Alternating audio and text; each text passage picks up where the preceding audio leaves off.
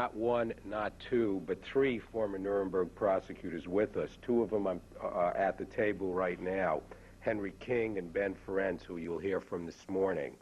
We also have Whitney Harris, who you will hear from this afternoon.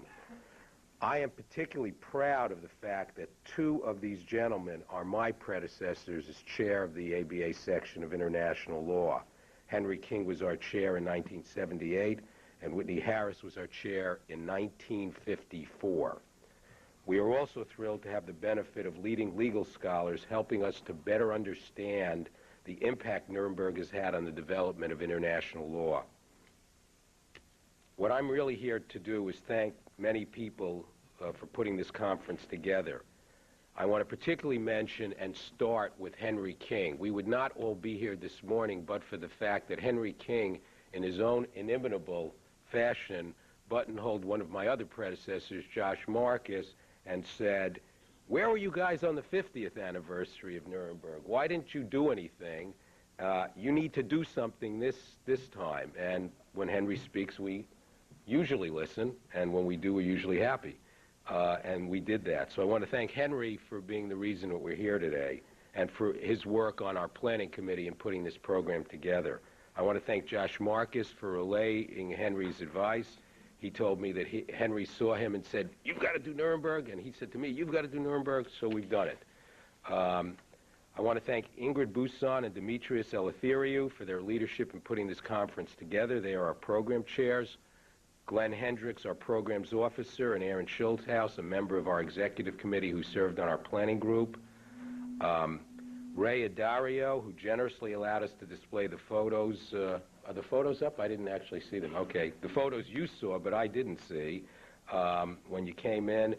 And finally, Father Drinan, who you'll hear from at lunch, who arranged for us to use this hall. And I want to mention in that regard, I have a tenuous connection with Georgetown Law Center. I took the bar exam here in 1976.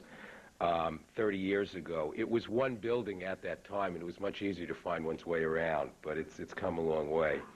I also want to acknowledge, is Seth Kaufman here? Seth Kaufman is the student editor-in-chief of the International Lawyer, our section quarterly law journal. Seth and his staff will be collecting today's papers for inclusion in the spring issue of the International Lawyer.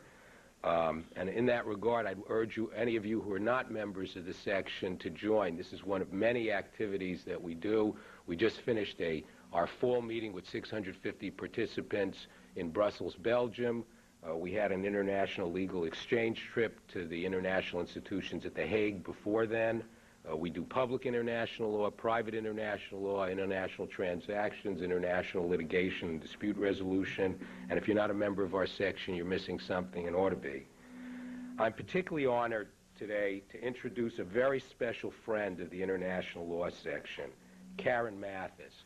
Karen is the president-elect of the American Bar Association, will commence her term as president of the ABA right after the annual meeting in August. Karen was part of our delegation to the international institutions at The Hague and was also at our fall meeting in Brussels. She's with the law firm of McElroy, Deutsch, and Mulvaney in Denver, Colorado.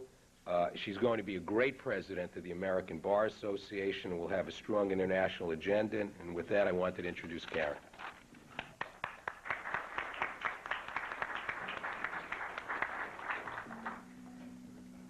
Thank you, Michael.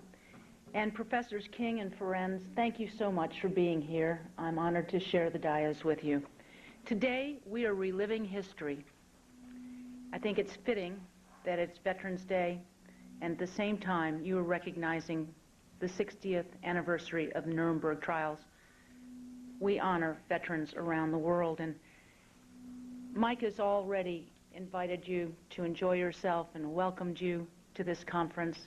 I think it is momentous, and Professor King, thank you so much for suggesting it. The international law really has a very exciting day for you. It's my sadness that I will not be able to be with you, but I'm pleased to know that this program is being taped and it will be available for many more people to see. Let me just say a word about the international law section.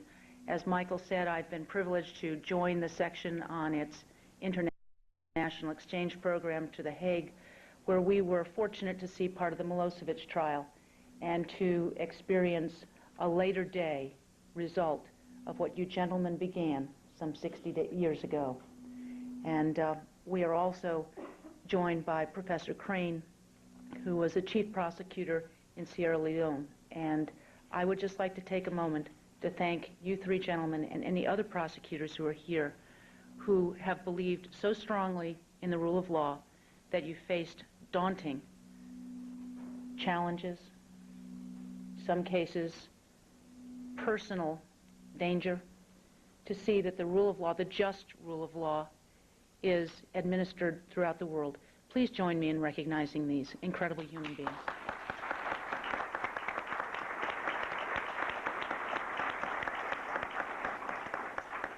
I think that the Nuremberg trials and their impact ring throughout everything we as lawyers do today, and certainly at the ABA we encourage the rule of law. It is our 8th goal.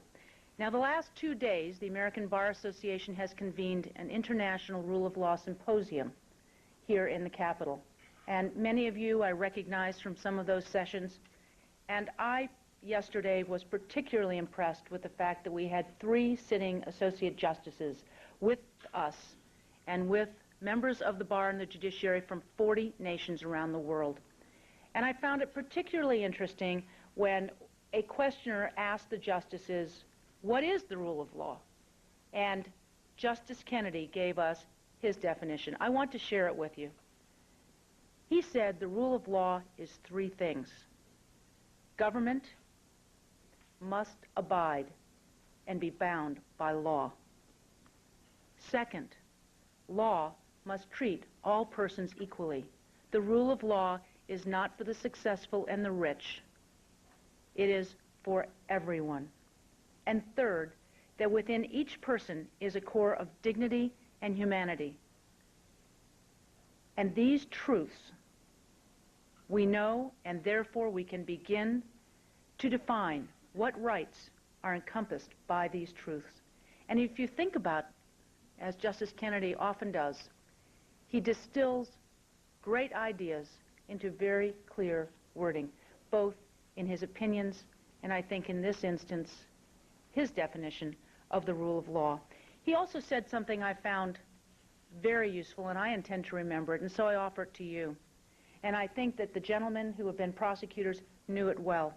He said, judges are independent, not to do as they wish, but to do as they must. And certainly when we think about the beginnings of international law and international jurisprudence, we think about the Nuremberg trials, and I think it was very true of the judges that represented humanity and the rule of law at those trials. I'm happy to say that we will continue the work of the International Rule of Law Symposium next year. This is a ball that is in the air, and we have no intention of letting it fall to the ground. And so, on September 16th and 17th next year, we will convene another Rule of Law Symposium working with the International Law section of the American Bar Association and being joined by the co-sponsors, the International Bar Association, which represents lawyers in 150 nations. So today, when we reflect and you reflect on the Nuremberg trials, let us not forget their significance in establishing how legal processes can be used to repair great wrongs, but how essential fair systems of justice are to every society. Proof of their existence, proof that a government is accountable and a government is answerable for its crimes is necessary to maintain our trust and our faith in our institutions and to ensure that we all live by the rule of law and not the rule of man. The roots of those truths are grounded in the Nuremberg trials. At a time when it seemed that all reason and justice had been abandoned, at a time when horrors and inhumanity to man had been revealed to their harshest extent, when it seemed nearly impossible that people might recover, the Nuremberg trials reminded us that the world had not gone mad permanently. When egregious wrongs are committed legally by governments against its people, we turn to the law. We turn to the example that you gentlemen and those trials provided us for time immemorial. And so I thank you for being here today. I thank you, Professor King, for suggesting it. Mike, I thank you in this section for implementing it.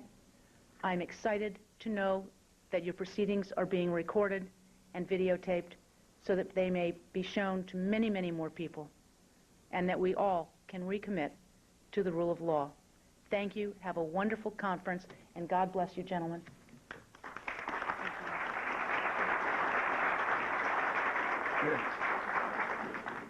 Thank you, Karen. We will miss you, but are very pleased that you were able to be with us this short time. I wanted to mention one other thing and then get on with the proceedings. There is an award given in the name of Justice Robert H. Jackson. It's called the Justice Robert H. Jackson Award. It's for outstanding published student works addressing a topic of international or comparative law. It comes with a $2,500 stipend, and it's named in honor of Justice Jackson, a former Supreme Court justice who pioneered much of the current thinking on the use of international law as it applies to war crimes and crimes against humanity. There's more information for those of you who qualify for it up in the registration area. And with that, I would turn it over to Ingrid Russo.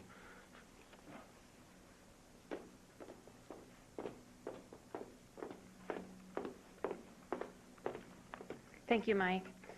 My name is Ingrid Russo, and I have had the honor and pleasure of serving as one of the co-chairs of this great panel and program that we have for you today, commemorating the 60th anniversary of the trials at Nuremberg.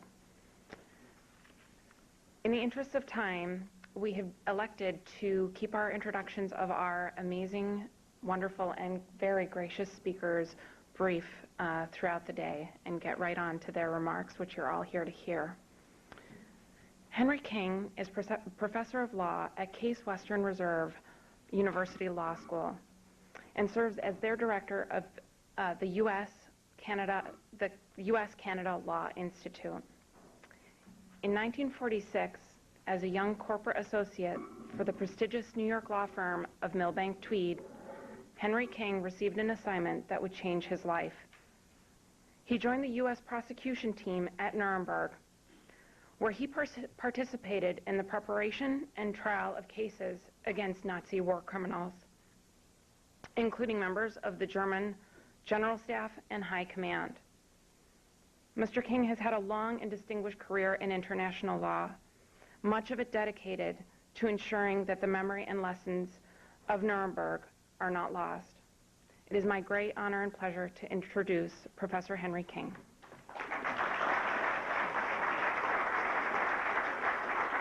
Thank you very much, Ingrid, and I'm happy to be here. I'm honored, and thank you for the kind words, Mike.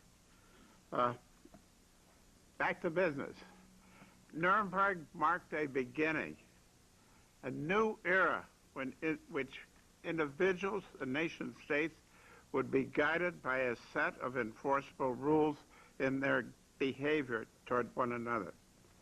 To those who were there, such as myself, it foreshadowed a new golden era in human history. In a real sense, it marked the coming of international law as a force to be recognized on our planet. Nuremberg was designed to replace the law of force with the force of law. What Nuremberg did was to attack through a trial the leaders of a nation state, involving the leaders of a nation state, the root causes of international misbehavior. It was designed to demonstrate to the world there was indeed a better way in which peace, justice, and security in the world could be secured by a rule of law. Nuremberg introduced the concept that individuals and states were subject to international law, including limitations on sovereignty. This was indeed a remarkable step forward in the world in which Nuremberg was created. Nuremberg, in a true sense, imposed limitations on national sovereignty, which had run wild after nation states had been freed from the post-domination under the Treaty of Westphalia of 1648. Neither nation states nor their leaders were permitted to be the sole arbiters of their destiny. By limiting national sovereignty, Nuremberg bestowed on individuals specific rights and obligations which were transcendent over their parallel rights and responsibilities to their nation states. Nuremberg modernized the laws of war and created a denominator under which all citizens of the world could live and be judged. In so doing, Nuremberg launched the international human rights movement. In today's world, Nuremberg has had some profound effects, and some effects which are not so lasting. The concept of sovereigns are not immune for their actions was first initiated at Nuremberg. It was designed to make leaders of nation states responsible for their crimes. Hermann Goering and the other Nazi leaders were prohibited by the London Charter, under which the Tribunal, the Nuremberg trial was established, of August 8, 1945, from pleading sovereign immunity, act of state, as a defense at Nuremberg. No longer were sovereigns to be exempt from responsibility for their crimes under international law. This approach was confirmed by the International Military Tribunal, the Nuremberg Court, and followed by the sub-courts in the 12 subsequent Nuremberg trials. It has also been followed in the United Nations Security Council resolutions establishing the international courts at The Hague and Tanzania dealing with violations of international law in the former Yugoslavia and Rwanda. In today's world, Slobodan Milosevic, the former leader of Serbia, is on trial for crimes committed in Bosnia and Kosovo. The issue of the responsibility of former Chilean dictator Augusto Pinochet for crimes committed during his regime is now being debated in the Chilean courts. So, the renunciation of the doctrine of sovereign immunity, which was introduced at Nuremberg, is alive and well today. The rejection of superior orders as a defense for international crimes was first introduced at Nuremberg under the London Charter. This meant that the defendants who committed international crimes could not absolve themselves by pleading that they had been ordered to act. At Nuremberg, Wilhelm Keitel, Chief of Staff to High Command of the German Armed Forces, attempted to plead this defense, and the court rejected it. The Nuremberg court held that Keitel bore personal responsibility for the criminal orders of Hitler which he had carried out. Otto Ohlendorf, who admitted that his Einsatzgruppen was responsible for the killing of 90,000 Jews, Gypsies, and Russian commissars in southern Russia, stated that he had been under orders. But a Nuremberg subsequent proceedings court gave no quarter to this defense, and he was executed by hanging. Rudolf Höss, the commandant of Auschwitz, who admitted responsibility for the execution of 2,500,000 people, stated he acted because he was ordered to do so. This proved to be no defense, and Höss was hanged by the Poles for his crime. The defense of superior orders has largely been eliminated in the United Nations resolutions establishing the Hague and Rwanda tribunals. At Nuremberg and in the Nuremberg subsequent proceedings, mitigation could be allowed in cases where no moral choice had been possible. However, no mitigation was in fact allowed at Nuremberg because the defendants on the dock were holding major position in Hitler's criminal regime when they carried out his orders. They were involved because they wanted to be part of his regime. In a real sense, Nuremberg marked the start of the international human rights movement. Nuremberg was the ancestor of the European Court of Human Rights, and also courts where violators of human rights are being punished today, such as the courts in The Hague and Tanzania, and also Sierra Leone. Future violators of human rights will be subject to trial by, among others, the new International Criminal Court located at The Hague. The United Nations continues to deal with the problem of intervention in nation states where human rights are being violated. Some progress has been made, but we are not there yet in terms of a permanent resolution of the problem. On the plus side, genocide was one of the crimes identified by name in the indictment against the Nazi defendants at Nuremberg. It was also listed by names in the closing statements of the British and French prosecutors. The Nuremberg principles were endorsed by the United Nations General Assembly on December 11, 1946, and the endorsement was followed by separate resolutions by a separate resolution dealing with genocide. The net result was that the Genocide Convention of the net result was the Genocide Convention of 1948, which became effective in 1951. Today, most nations of the world, including the United States, have ratified the Genocide Convention. Moreover, genocide is among the crimes subject to the jurisdiction of the UN-sponsored tribunals in The Hague, in Tanzania, and Sierra Leone, as well as, and it is also included in the crimes over which the International Criminal Court has jurisdiction. It's a long way from the indictment of the Nazis at Nuremberg for genocide on October 6, 1945, to the trials of individuals for genocide in today's world. But the connection is strong and is real, and it should never be overlooked. In the course of human history, Nuremberg stands as the ancestor of the Genocide Convention and the aforementioned tribunals dealing with genocide. The effects of Nuremberg's dealing with the problem of crimes against peace, planning, preparation, initiation, waging of wars of aggression are less apparent in today's world. In the negotiations preceding Nuremberg, the chief U.S. prosecutor, Robert Jackson, faced the problem of the USSR representatives' advocacy for limiting the charge of aggressive war to the specific acts committed by the Nazis during World War II. The Russians did not want a generic definition of aggression, including the Nuremberg Charter. But Jackson firmly took issue with this approach, and Jackson prevailed. However, the holding of the IMT, the Nuremberg Court, which condemned what the Nazis did by way of clearly premeditated acts of aggression, does not generically deal with the nuances of the problem of aggression.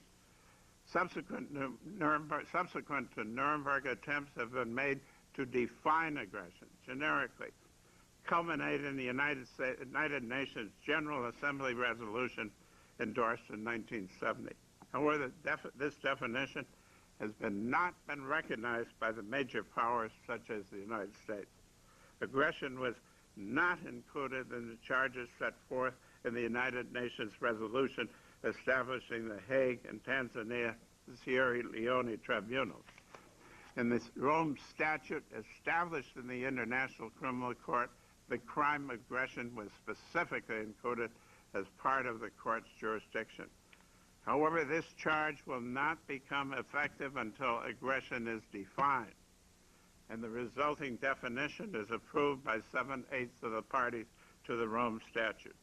The earliest this can be is 2009, when a revision of the Rome Statute by those ratifying it becomes possible.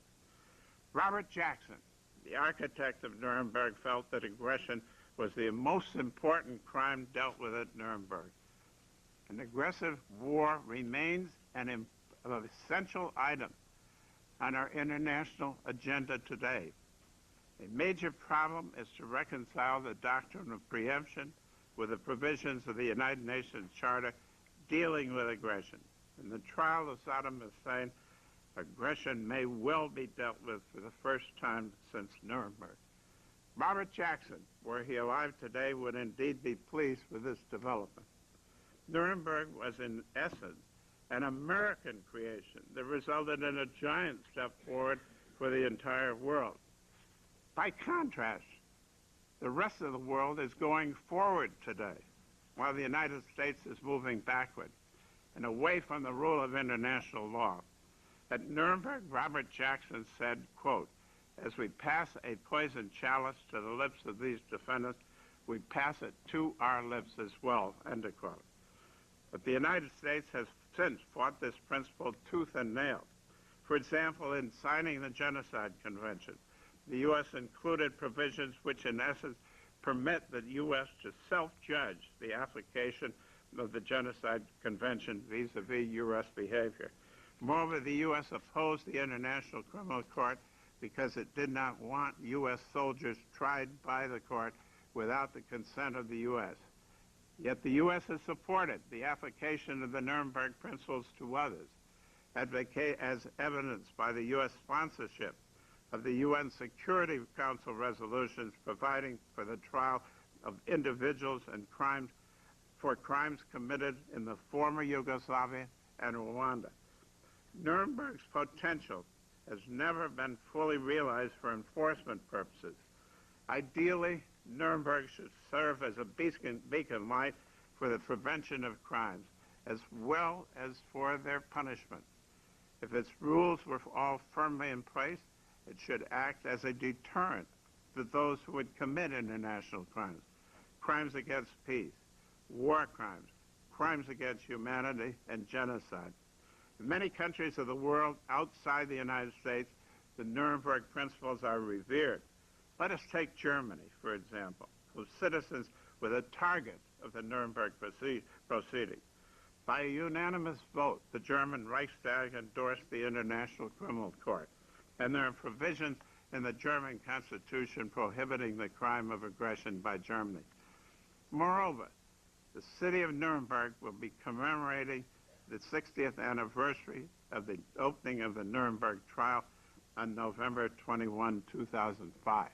Greg Peterson, who's here, head of the Robert Jackson Center, and Whitney Harris, who will be a speaker later, are leading the U.S. contingent of 50 people to that anniversary. Just 10 days from now, Germany recognizes the importance of the Nuremberg principles to peace and security in the world. It is indeed ironic that the United States, which led the world in creating the Nuremberg principles, is now fighting so vehemently against the International Criminal Court, which would institutionalize these principles. Whereas Germany, whose leaders were the target of Nuremberg, is in the forefront of the fight to sustain the Nuremberg principles in today's world. Our current leaders fail to understand that with the Nuremberg principles firmly in place, our citizens can be the beneficiaries. The Nuremberg principles can well deter the commission of crimes against our people. For example, the adoption of these principles by all nations might have averted some of the crimes which have been endured by our citizens abroad. We worry about the aggressive intentions of others, including China, North Korea, and Iran. Why not at least try to get these nations and others agree not to commit aggression? Why not to try to avoid the commission of what Justice Jackson felt to be the supreme international crime at Nuremberg? This indeed could implant the inheritance of Nuremberg in today's world by establishing a benchmark to determine the existence of aggression and accountability for same. If a country enters into a non-aggression pact, whether it be bilateral or multilateral, that country obligates itself to abide by its terms or face the consequences. The UN is at present the ultimate arbiter of unprovoked aggression and unprovoked aggressions invite sanctions, including the use of military force. Breach of a non-aggression pact without good cause would weigh heavily in the scales of justice when the UN Security Council considers the action that it should take. Such a breach in substantive evidence of criminality, and it opens the door to a possible conclusion that such state initially entered into the pact without any intent to live up to its obligations thereunder. When the parties to the International Criminal Court consider in the 7th year, 2009, after it became effective, whether to amend the Rome Statute, they may well find a mutually acceptable definition of aggression, so as to bestow jurisdiction of the court over such crimes against peace. Unprovoked breach of a non-aggression pact would be one persuasive fact in determining intent to commit an act of aggression. Such a pact would not render the U.S. helpless, but could put us in a position to respond with force to the aggression of others. By no means am I recommending that we disarm. What I wish to make clear is that it might well be in the self-interest of the United States to renounce aggression as a national policy and to do so by agreement with others. We must exert every effort to construct a rule of law so certain that it would truly act as a deterrent to the commission of international crimes. Punishment would remain, but deterrence would be the guiding principle. Case law is being developed that should show that international crime does not pay. Ideally, Nuremberg has the potential to be a symbolic deterrent to the commission of such crimes, so as to achieve the goal of Nuremberg, where peace with justice is the order of the day. The International Criminal Court can be a building block for peace and security if the nations of the world would support it. The International Criminal Court would permanently institutionalize Nuremberg. Nuremberg was an international tribunal where 4 powers participated and 23 other nations endorsing it. From the standpoint of credibility, if a tribunal is truly international, it cannot be seen as merely a case of the victors fighting the vanquished. International tribunals develop an international constituency for international law. Jackson's emphasis on due process while protecting the rights of the accused and the rights of humanity. Jackson's emphasis was on due process while protecting the rights of the accused and the rights of humanity. Fairness was the order of the day at Nuremberg. The case against the defendants was primarily based on documents from their own files. As evidence of this fairness, 3 defendants in the IMT trial were acquitted, where the evidence did not support the charges levied against them. We need to educate our people on the true meaning of Nuremberg so that the Nuremberg principles, which are indeed far-reaching, become a rule of law in the world, so that ordinary citizens in all countries know that there will indeed be consequences if their international rights are violated.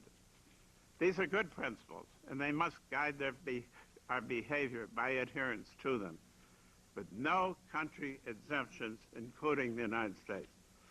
Nuremberg is sometimes viewed as a legend in today's world, but its legacy is with the people of the world. We must honor the actuality of Nuremberg while respecting its symbolism so that the Nuremberg principles, which are indeed far-reaching, become the universal rule of law in the world. If asked today, I believe most people in the world would say they favored the principles of Nuremberg, but in their response, would they fully comprehend the significance of Nuremberg?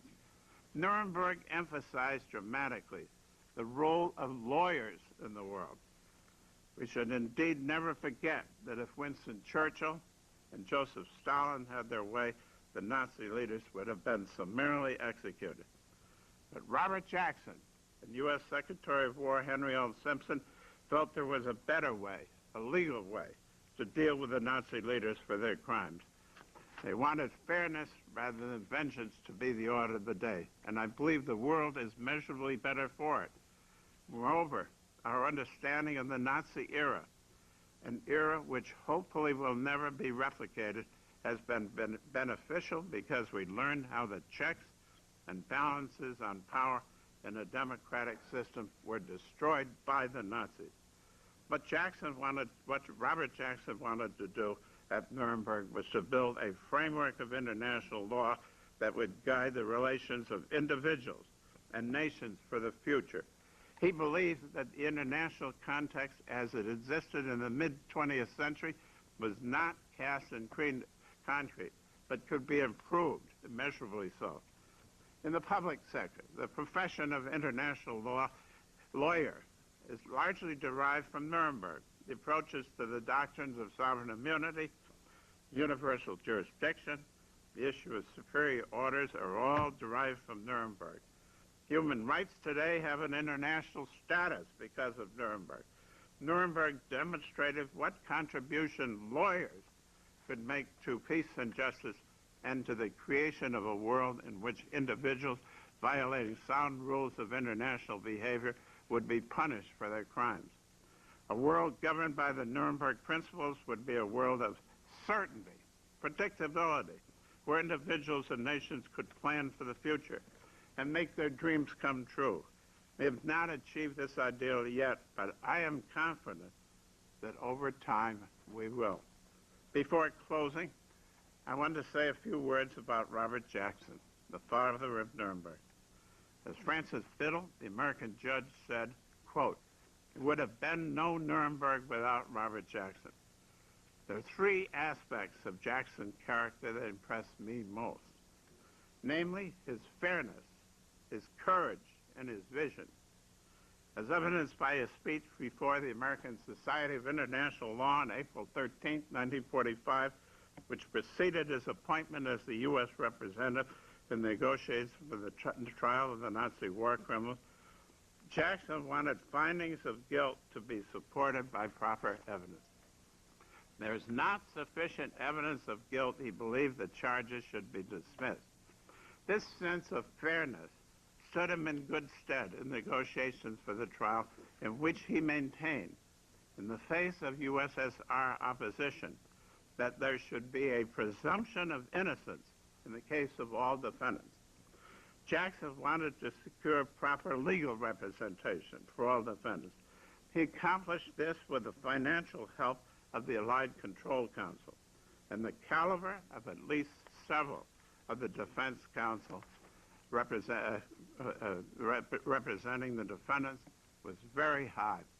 Alfred Kronzbuehler, Dernitz's counsel, is a case in point.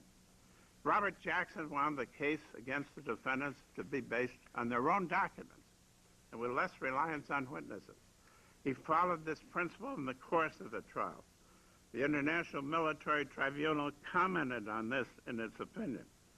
Decision to uphold this principle has given the IMT's decision at Nuremberg lasting credibility. Albert Speer, prime defendant at Nuremberg, told me that he felt that he'd been given a fair trial. His only concern was that the indictment was so sweeping that he had to plead not guilty to all charges. He would prefer to have been able to plead not guilty to some and guilty to others. As for courage, Jackson did not hesitate to plow new ground in the legal world. His convictions were right, and he stood with them through thick and thin. The Chief Justice of the United States, Harlan Stone, called Nuremberg, quote, Jackson's high-class lynching expedition. Of the judges on the Supreme Court, several, including Justice Douglas, were critical of Nuremberg. Jackson did not have the support of much of the organized bar of the United States. And Nuremberg was excoriated by Senator Robert A. Taft of Ohio in a speech at Kenyon College just after the IMT handed down its decision. But Jackson withstood the slings and arrows of his countrymen and held fast to his belief in the legitimacy of Nuremberg. But Robert Jackson's greatest characteristic was his vision. To do what Jackson did, he had to think beyond his immediate environment, disregarding the shackles of the present and peering into the future. He put it upon himself to consider future generations and to visualize a world where a rule of law based on justice would be order of the day. I can say no less that we are here today because of that vision. In sum, Nuremberg was Jackson's creation, and as he so well put it, quote, this is the first case I have ever tried where I had to persuade others that a court should be established. Help negotiate its establishment, and when that was done, not only to prepare my case, but find a courtroom in which to try it, end of quote. Through his accomplishments at Nuremberg, Robert Jackson brought for me, and I believe others, a new dawn of hope for a better world for all mankind. Lawyers throughout the world should take steps to preserve his legacy and keep it alive in today's world. I am indeed pleased to honor his memory and that of Nuremberg here today. So hats off to Robert Jackson, Secretary of War Henry L. Stimson, and those who were involved in Nuremberg. They honored our profession immeasurably by what they did, and we and the world owe them a debt of gratitude. Thank you.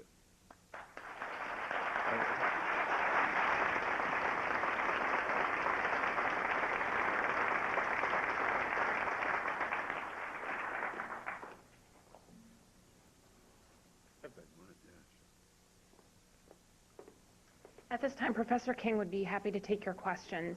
If you could use the microphones that have been set up on either side. Can you repeat the question? Certainly. Could you please describe your and Professor Jackson's arguments against the objection that Nuremberg represented ex post facto? Yeah, I think the, did you hear the question? Mm-hmm. Did everybody hear the question? If I understood your question, sir, he's asking our panelists to respond to the criticisms that the military tribunal represented an ex post facto accusation. Well, I think that it's a good question. The important thing is that the IMT, the Nuremberg court, said that ex post facto was not a limitation on sovereignty, but a principle of justice.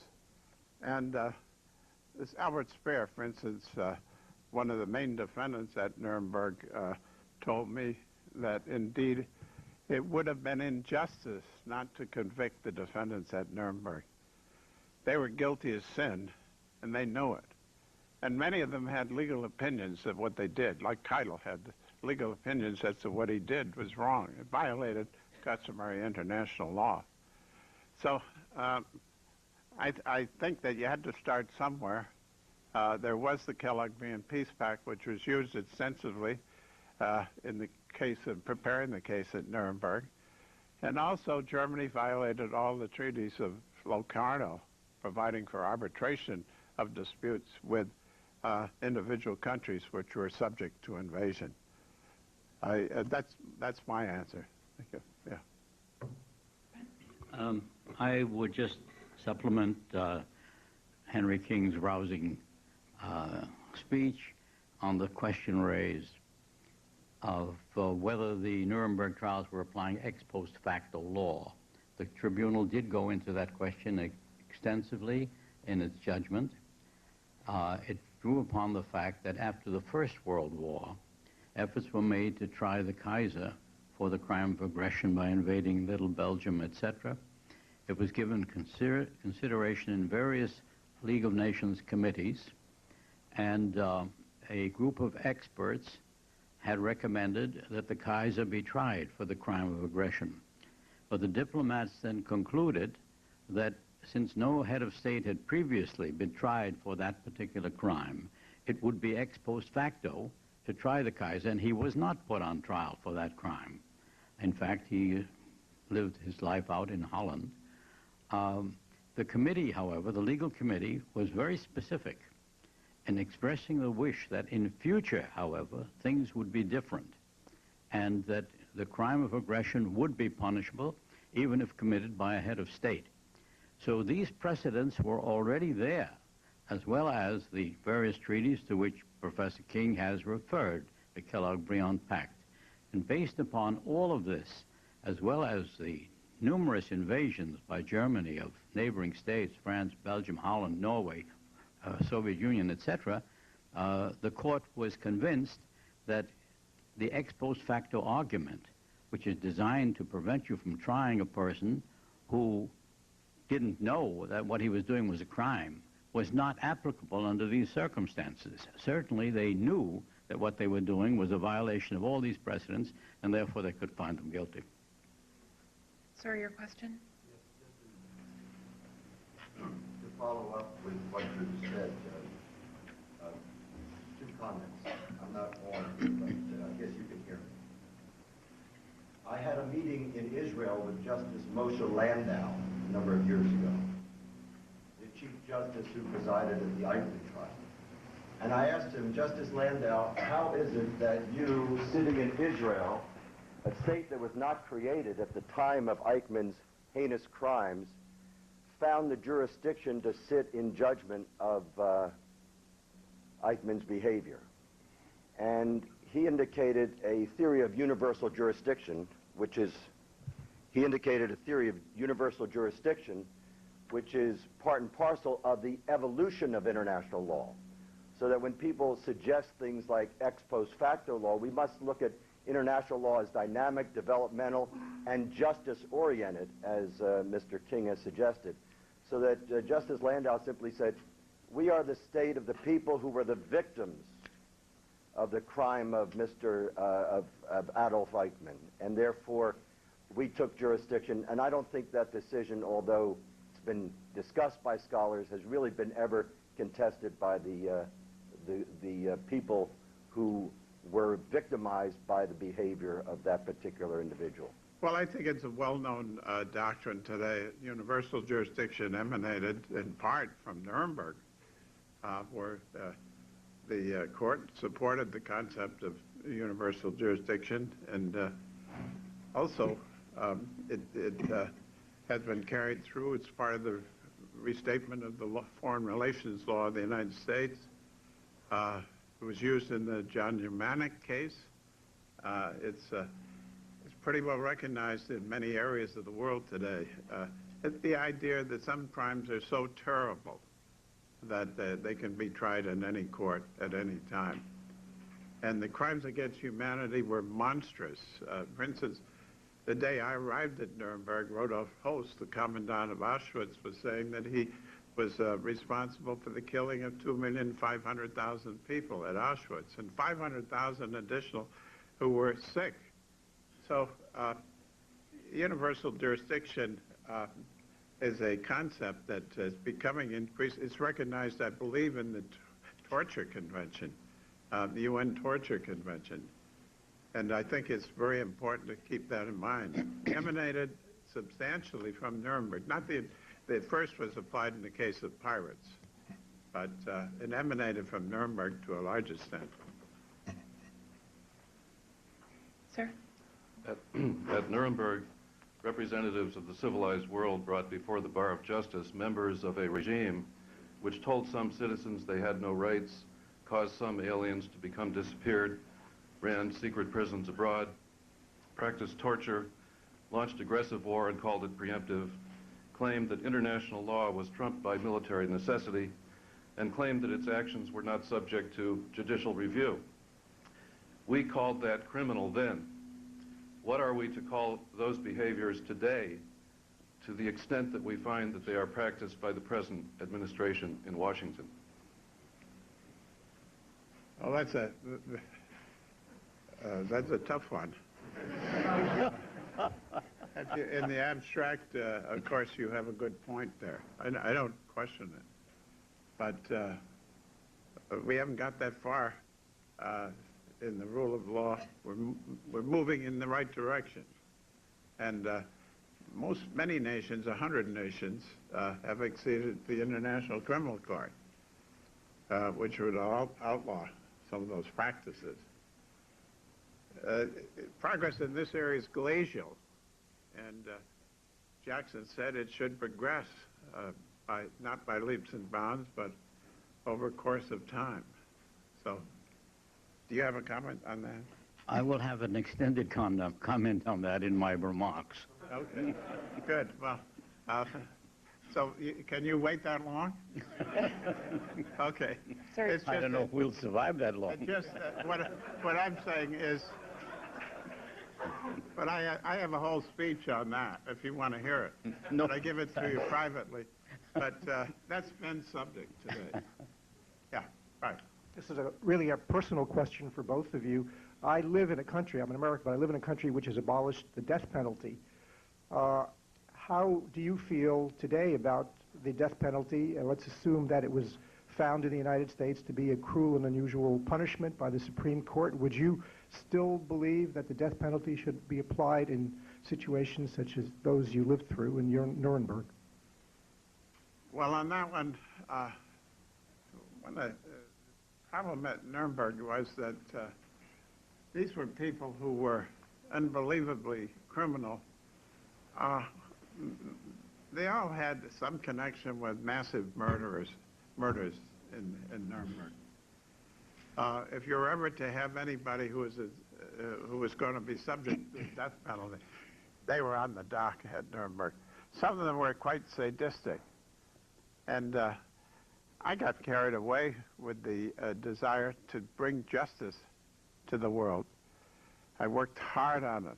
And at that time, I felt strongly about it, and we did endorse the death penalty. I think that's something that, this was the first of its kind.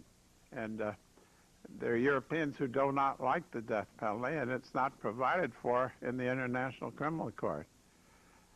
So catch the heat of the moment that we're at in Nuremberg. Monstrous crimes. 57,500,000 people were killed in World War II. Very important number. And this was just 11 people that were hung at Nuremberg.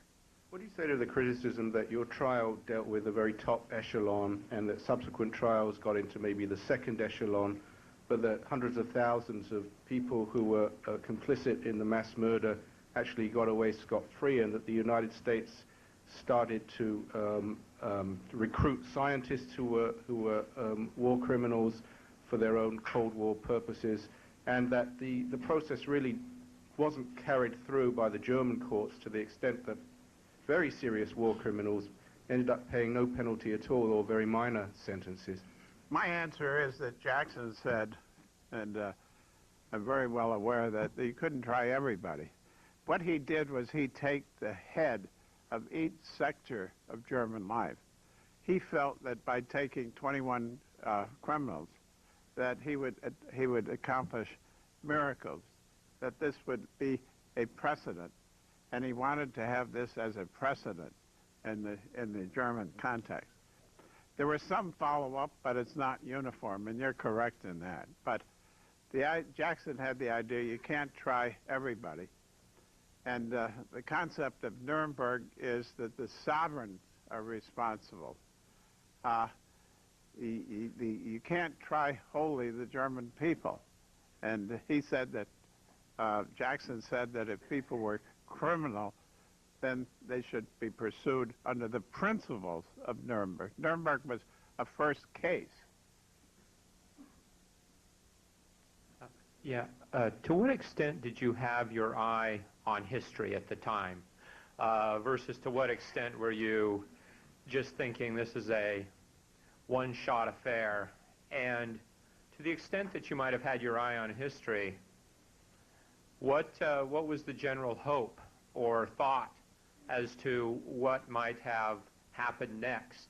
Well, let me just give you two examples. The eye on history. I wrote part of the brief against the German General Staff. The eye on history was constrained by time limitation. We had to dig out from the Hague Convention, the Geneva Convention, principles that we could use in preparing that brief. I had to get that done. And I think we did a good job, although the German General Staff was not found to be a group at Nuremberg. The important thing is also I worked on Jackson's closing statement at Nuremberg.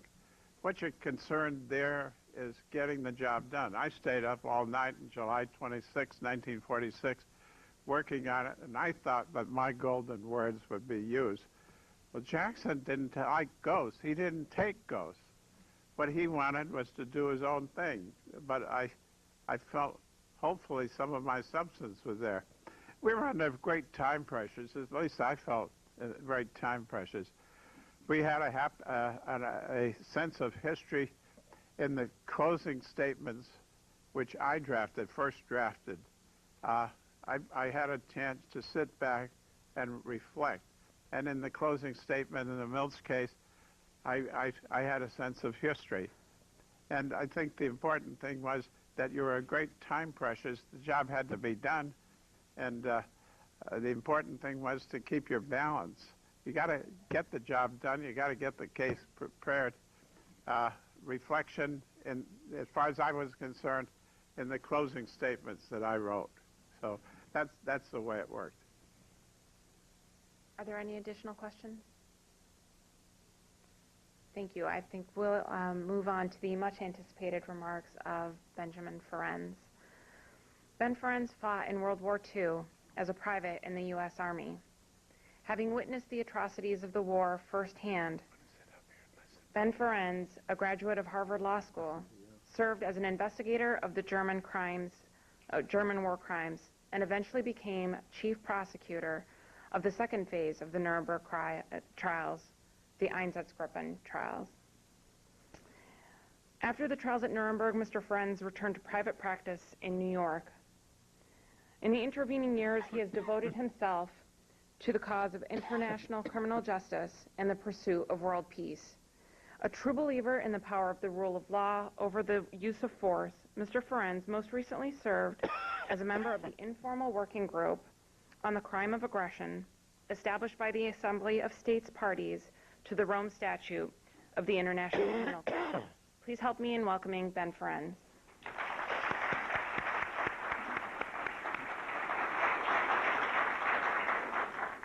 Thank you very much.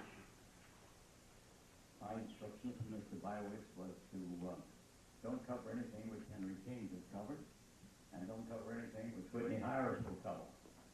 So I'm ready to go home now. But since I'm supposed to address you for an enormous period of an hour, including your questions, my approach will be a simple one. Many of you, as I went around asking you what you would like to hear, said, talk about your experiences. So I will try to personalize it. What did it look like? What were we trying to do? How were the trials organized? How were the work divided? What were the main principles which came out of it? How does it affect some of the major problems of today, such as the war in Iraq? And what about the position taken by the United States government at this time in opposition to the ICC, the International Criminal Court? So if I deal with all that, and then what can you do about it? I like to see the young students here, because whatever we can do about it is going to take more time than either of these two old codgers have got left. So it's going to take a while. But let me begin then by projecting, skimming along back to World War II. My son, Don, is indicating that I should pay attention to something. I don't like normally to interrupt the speaker, but if you wouldn't mind, I'd like to ask one question right at the beginning, since you're touching on going back to World War II. Here's the question. I know that when you began your opening statement as the prosecution statement for the Einsatzgruppen trial, you began by saying, "May it please your honors, it is with sorrow and with hope that we here disclose the deliberate slaughter of more than 1 million innocent and defenseless men, women, and children. This was the tragic fulfillment of a program of intolerance and arrogance." I happen to have this on a video. You and I had discussed this a little bit earlier. Would you mind if I show this for just a moment now? Be my guest. The person you'll see, you will recognize immediately as the same one you see here with no change.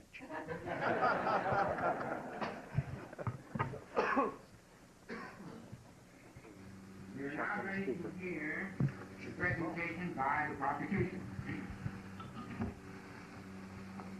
This was the tragic fulfillment of a program of intolerance and arrogance. Vengeance is not our goal, nor do we seek merely a just retribution. We ask this court to affirm by international penal action man's right to live in peace and dignity, regardless of his race or creed. The case we present is a plea of humanity to law. We shall establish, beyond the realm of doubt, facts which, before the dark decade of the Third Reich, would have seemed incredible. Courts will show that the slaughter committed by these defendants was dictated not by military necessity, but by that supreme perversion of thought, the Nazi theory of the master race. We shall show that these deeds of men in uniform were the methodical execution of long-range plans to destroy ethnic, national, political, and religious groups which stood condemned in the Nazi mind. Genocide, the extermination of whole categories of human beings, was a foremost instrument of the Nazi doctrine of man. Mr. Glancy will now read part one of the opening statement. Well, thank you very much. I appreciate my son, Don, drawing to my attention the fact that he planned this projection. And also that the opening sentence was missing. I began with the declaration, "It is with sorrow and with hope that we here present this trial." And I called for a rule of law which would protect all of humankind against the type of crimes which I was about to disclose. Those views which were expressed about 60 years ago, I still maintain today. And so let me skip again back to show you how they evolved, where those ideas came from, and where did they go to, and what does it mean to you, who can carry on, I hope, the sentiments and goals expressed in that opening paragraph of the opening statement. I entered the Army after trying unsuccessfully to enter the Air Force and some other branches of service. And I was a graduate of the Harvard Law School, so they immediately made me a private in the artillery. But I was assigned as a typist in a supply room, and I also couldn't type. I had come to America as an immigrant child with immigrant parents who had no money, no skills, no language. They were fleeing persecution from what was Hungary and Romania. We lived in poverty in Hell's Kitchen in New York, which was the most dense crime area in the United States at that time. At a very early age, I decided that I would rather be on the other side of the law. And I went to school in New York School, City College, which was known then as the poor man's Harvard. I got a scholarship in Harvard Law School on my exam on criminal law. I knew more criminals than I knew lawyers. And off I went into the Army, being trained for the invasion of France. Well, you know the war stories. I don't have to go into that. Somebody tipped off the Germans. When I landed at the beaches of Normandy, they were running in the opposite direction. The fact that General Patton came along to keep me company may have had something to do with it. But when we landed in France, finally, after going through all of the battles, the president and other world leaders had declared the Germans would be held accountable for their crimes, which were pretty well known. We didn't know the details, but I had been working as a research assistant to one of the professors at Harvard who was doing a book on war crimes. And I had read everything in the Harvard Law Library on war crimes, and I was getting the reports coming in from the underground in Europe about what was happening, and he was getting them.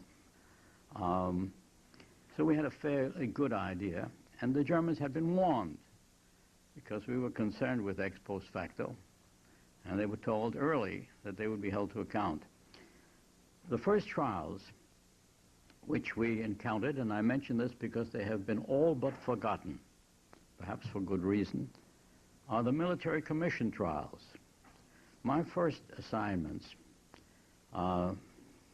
which was, and I hammered up the signs on some of these things, war crimes section, I was probably the first man in the United States Army working on war crimes.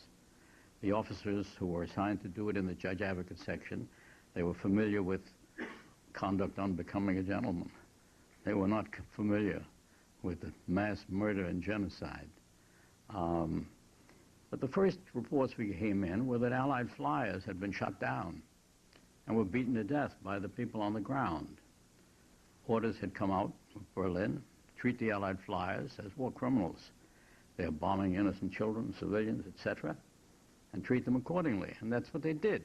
Some Germans rescued some of the flyers if they landed in a farmhouse somewhere, and that should be mentioned, but there weren't many. Most of them did what they were instructed to do. And so the way we dealt with that is the report would come into 3rd Army headquarters, that's General Patton's headquarters, Judge Advocate Division, handed down to the colonel in charge, pass it on to Corporal Ferenz. What are we going to do? I got in a Jeep. I'd ride out to the area where the crime was reported to have occurred, find the Burgermeister or the Chief of Police or the highest official who was still there. Most of them had tried to flee. Tell them, bring in everybody who was within 100 yards of that event and bring them down here to headquarters in some room somewhere, which is not bombed out, line them up against the wall. And at that time, I didn't speak German very well. And I'd get somebody who said they spoke both languages, said, you're the translator, now you tell them that they're going to write out exactly what had happened with all the details, and anybody who lies will be shot. And they would say, jawohl, and they would snap to attention, start scribbling. And after I read about 20 affidavits, which always began with the declaration on the penalty of death, I had a pretty good idea what had happened, and I could write a report. Flyers so-and-so and so-and-so, and usually sometimes I had a name, sometimes I had a serial number. Came down this and this town, they were beaten to death, and I've got to go find the body. So I'd ask, where's the body? Well, the body was thrown in the river. Sometimes it was buried nearby. Go dig up the body.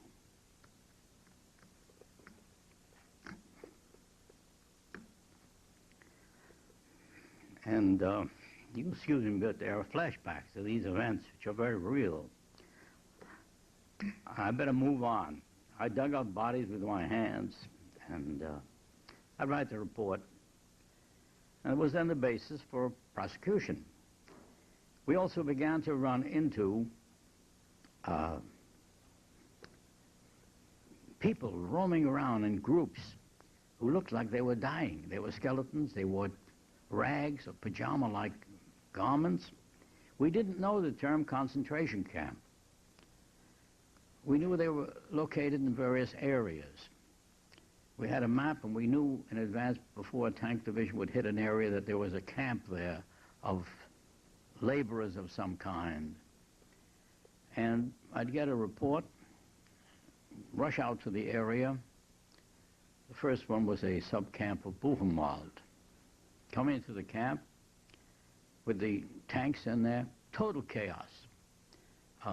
Troops are charging in. The inmates are dying on the floor. They're lying there. You don't know if they're dead or alive. The crematoria have corpses lying on the side. I don't want to get too graphic here. I can't.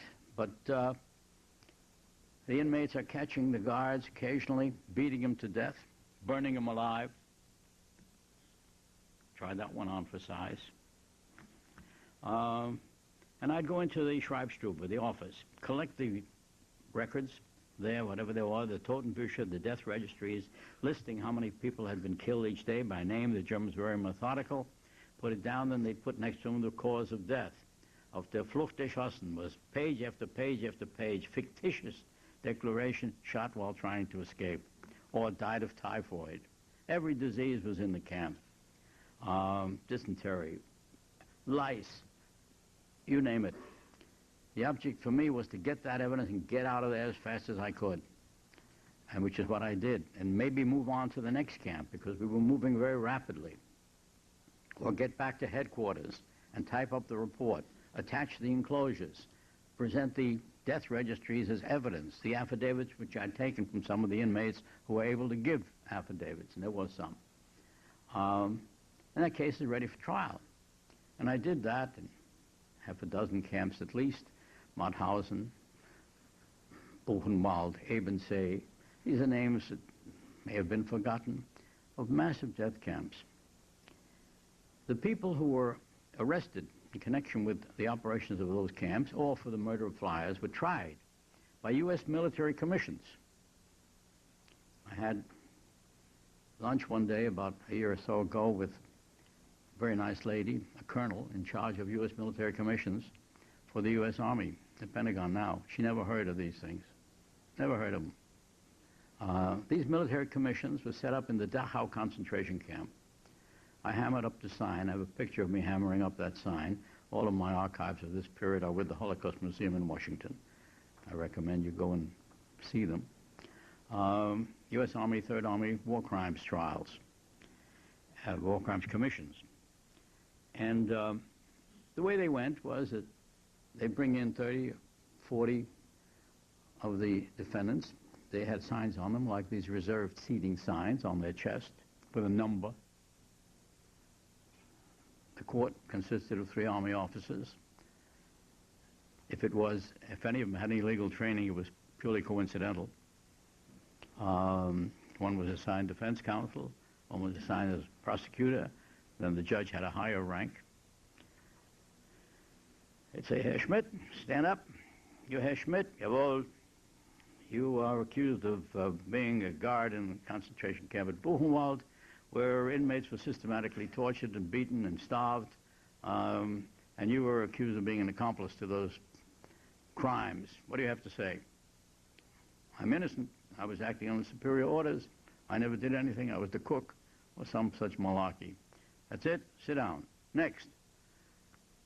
Herr Schickelglober, what have you got to say? Get up. Say pretty much the same thing. Good. Sit down. Next. They go down the list. How long did that trial last? About 10, 20 seconds? And then they finished the trials, and the officers would now adjourn to consider the verdicts, go next door, come back 10 minutes later. All the defendants are guilty and sentenced to death. And many of them were taken out and shot or hanged in Landsberg prison. That's what you call instant justice. Or you might say, how horrible, but yet, were they innocent? I saw the camps. We picked them up there. There was no doubt of the massive crimes which were being committed and had been committed there. And these people were somehow connected with it. And though they were tried and found guilty, because they had nothing more to say, that was that. Okay? Well, the Nuremberg trial had already started. The Nuremberg trial had 2 parts. One, the International Military Tribunal, about which everybody knows, Justice Jackson, appointed by the President of the United States, outstanding jurist. Soviet Union appointed one of their outstanding jurists, the prosecutor and judges. The French did the same. The British did the same. And Goering sat in the dock. Everybody, the films were all on him. And I can't tell you about that because Whitney Harris will tell you about that. And Henry King has already told you something about that. But that eclipsed anything which would happen later or before. My goal was to get out of Germany and never go back. And that didn't work out as I expected either. No sooner did I get home than I received a telegram from the Pentagon saying, "Dear sir, in 3 years they hadn't called me sir." By that time, I was a sergeant of infantry. And I'd gotten out with an honorable discharge. Why, I don't know. And 5 battle stars for not having been killed, which was a nice thing to do. I mean, to receive. They said, I met a Colonel Mickey Marcus there. That name may mean something to some people. He died as a general fighting in the Israeli War of Independence. He said, Benny, we want you to go back to Germany. I said, what for?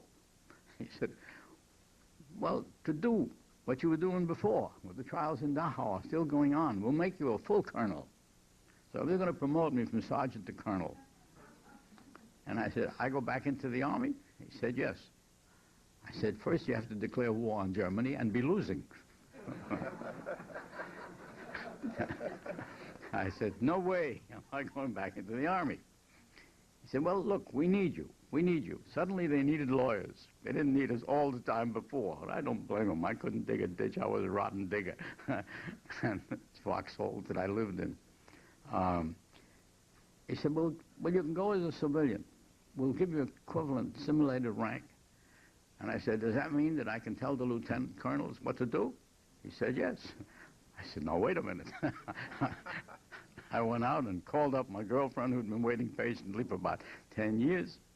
And I said, dear, how would you like to go to Europe for a honeymoon, a brief honeymoon? She said, this is so sudden.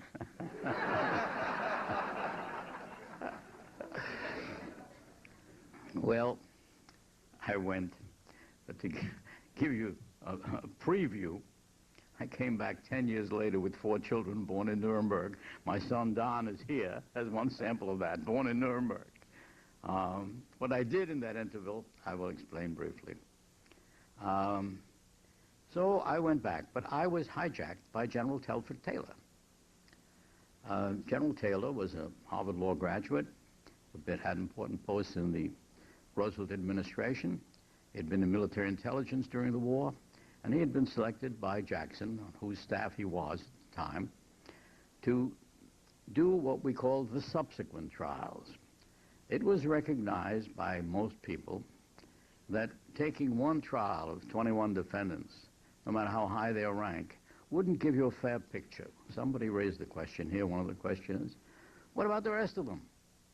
And it was recognized that all segments of society had to work in collaboration with the Nazi regime in order for them to accomplish the enormity of the crimes which they committed. So you had to have the doctors who performed medical experiments on concentration camp inmates.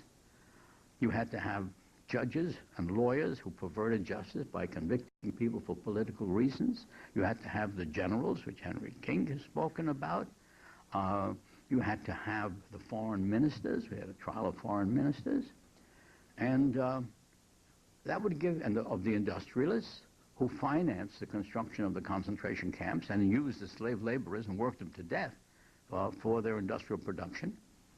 And so these things had been sketched out beforehand in Washington as, you know, potentials for further trials. And Taylor was supposed to set up and run these subsequent proceedings. His was the chief of counsel for those trials.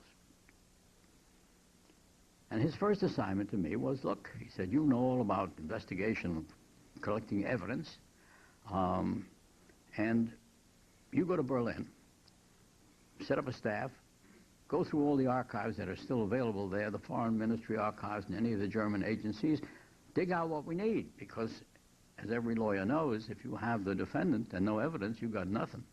Or if you have the evidence and no defendant, you've got practically nothing. So you've got to bring them together. And my job was to get the evidence and send it down to the 12 trials which were being lined up. And Henry King was on one of those trials. And we had other distinguished lawyers, most of whom, unfortunately, are no longer among the living. That explains why we're here.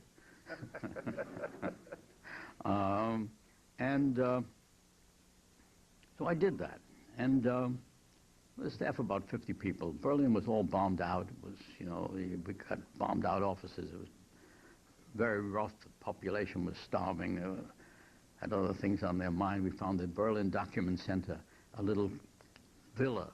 Beneath it, subterranean, blocks and blocks of miles of archives of all about 10 million Nazi Party file records. Everybody who applied to the party had a record, his letter of application, his promotions and everything. We had it all. And we hired staff, paid them with cigarettes, the only currency that was available, or coffee or pap soap, to dig out these files. One day, one of my researchers comes in, he says, I got something here, and he hands me 3, looks like loose leaf folders, sort of like what Henry King's got over there, but much bigger. And he says, look at this. And I look at it, and it's Ereignismeldungen aus der UdSSR, which all of you will recognize immediately as meaning reports from the Russian front.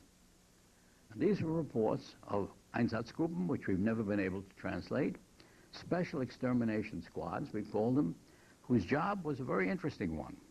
They had to follow behind the lines and murder. They never used the word murder. Eliminate, liquidate, transport, send to heaven, other nice terms like that. Put bluntly, they were to murder every Jewish man, woman, and child they could lay their hands on. Do the same to the gypsies and anybody else who might be a potential threat to the Reich. And I took a little adding machine, a hand adding machine, and I added up the daily reports from the front sent to Berlin, consolidated there, and it was when I reached over 1 million people murdered by these special murder units, I stopped counting. I took samples, I got into a plane, I flew from Berlin down to Nuremberg. I said, General Taylor, we got to put on another trial. He said, what for? I said, look at this. Calculated, cold-blooded murder, tabulated, a chronicle of 1 million murders, and we've got the names of the commander, we've got the date, we've got the place, we've got the distribution list, with 100 copies, top secret documents going out to all the agencies of the German government, which said later they didn't know anything about it, including the military, who was providing the logistic support. And I said, we got to put on another trial. He said, we can't, we don't have staff. We don't have budget. We hadn't planned it. We haven't approved it. I said, it's impossible. This is an easy case. You got to stick it in somewhere. He said, we can't, but maybe, he said, we can put it on with SS trials. But he said, can you handle that in addition to your other job? I said, sure. He said, okay, you're it. So I became the chief prosecutor of what was undoubtedly the biggest murder trial in human history. I accused 22 defendants, selected by me on the basis of their rank and their education. No enlisted men in my dock. These were all, I had 6 SS generals. Most of them had doctor's degrees. Some of them had a double doctor degree. Dr. Rasch was responsible for the Babiyar job. 33,771 Jews killed in 2 days, 29-30 September 1941, Jewish high holidays, according to his report. So, okay, I became the chief prosecutor and went to trial with that. I didn't call a single witness because documentary proof, as Henry King has pointed out, is the best proof there is, and Justice Jackson had pointed out. Let's get them with their own documents. I didn't need witnesses. The witnesses would be unreliable. They would all swear that every one of the defendants murdered their mother, and they might even think so. I said, well, hang them on their own documents. I rested my case after 2 days. All of them were convicted. 13 of them were sentenced to death. That was my first case. I was 27 years old. That made quite an impression, also on me. But let me take out the importance of that case to you. It's not enough. These were intelligent men. They were all well educated. And I think it's important for you to understand what is the mentality of a mass murderer. Because if you're going to stop mass murder, you better know what drives them and how they think.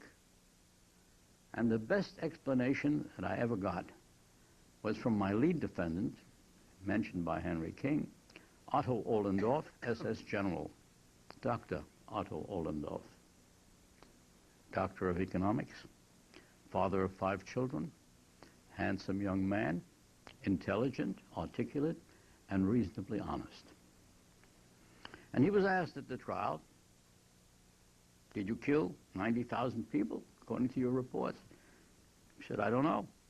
What do you mean you don't know? It's in your report. Yes, yes, but you know, sometimes the troops boasted and they exaggerated the body count.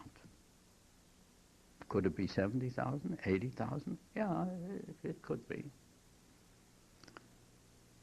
He said, but you know, some of the commanders, they would just use the little babies and throw them up in the air.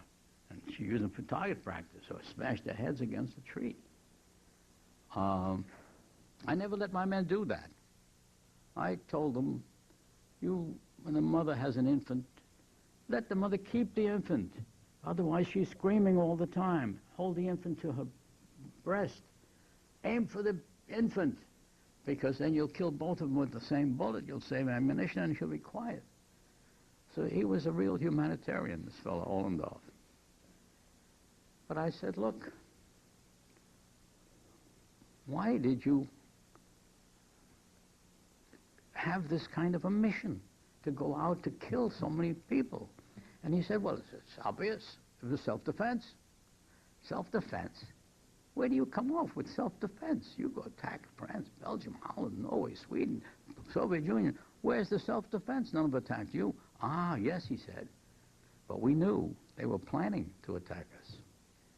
And so it was prudent for us to preempt that and to attack them first as an act of preemptive self-defense. I'm translating now. This is the essence of what he said in German. Putativ Notstand, if you want to know the exact term, presumed necessity. But why did you kill all the Jews? Well, the Jews were sympathetic to the Bolsheviks. Everybody knows that. The Jews are sympathetic to the Bolsheviks. So we had to kill all the Jews. What about the gypsies? Why did you kill all the gypsies? Well, everybody knows gypsies are not reliable. They could go over and espionage for the enemy and so on. So the only safe thing to do is to kill them all. And the children, why do you kill hundreds of thousands of little children? Well, if they grew up and they knew we'd murdered their parents, or killed their parents, they never used the word murder, and we had eliminated their parents, they too would be enemies of Germany, and we were interested in the long-range security of Germany. And therefore, of course, we had to kill the children. Then he went on to explain, you know, also that where they had the old and infirm, the children couldn't walk and the old couldn't walk, and so they had used gas vans. There was a truck disguised to look like a trailer, a house trailer. They jammed the people in, closed the doors, lock them in, attach the gas from the motor to the inside of the van, and the idea was 20 minutes later, when you arrive at the ditch where you're going to dump them, they'll be dead. But he explained that they didn't work well. Sometimes they broke down, sometimes the hoses weren't working, and sometimes when they get there, some of the people were still alive. Now, of course, they were covered with feces and urine and blood from screaming, trying to get out. And he said, then my men had to unload them by hand. And he said it was very hard on the men. And he said, I didn't want to use those gas vans. So you have the rationale of an educated, high-ranking German official explaining why he did the things I have described to you, not in gruesome terms, but just in general terms, because the gruesome terms are too much for you and too much for me. And the idea of killing 1 million people because it's presumed self-defense, it's an anticipatory action which is necessary to defend the nation, didn't work well for Germany. The judges dealt with that defense in extenso. They said it is no defense because the primary rule of all laws applies equally to everyone. That's what Jackson's been referred to too, is pointing out. If you apply equally to everyone, suppose everyone went around and decided he was going to kill in self-defense any presumed enemy, including the children and the women and the aged, what would our world look like? And that memory stays with me. And I have spent the last 50 years of my life trying to create a more humane world. I said so in the opening statement, which my son Don put on the screen. Because these people were killed because they didn't share the race, the religion, or the ideology of their executioners. And I thought then, and I think now, that it's a terrible thing to think that way and to act consistent with those principles. And so I've been puzzled with the problem, what can you do about it?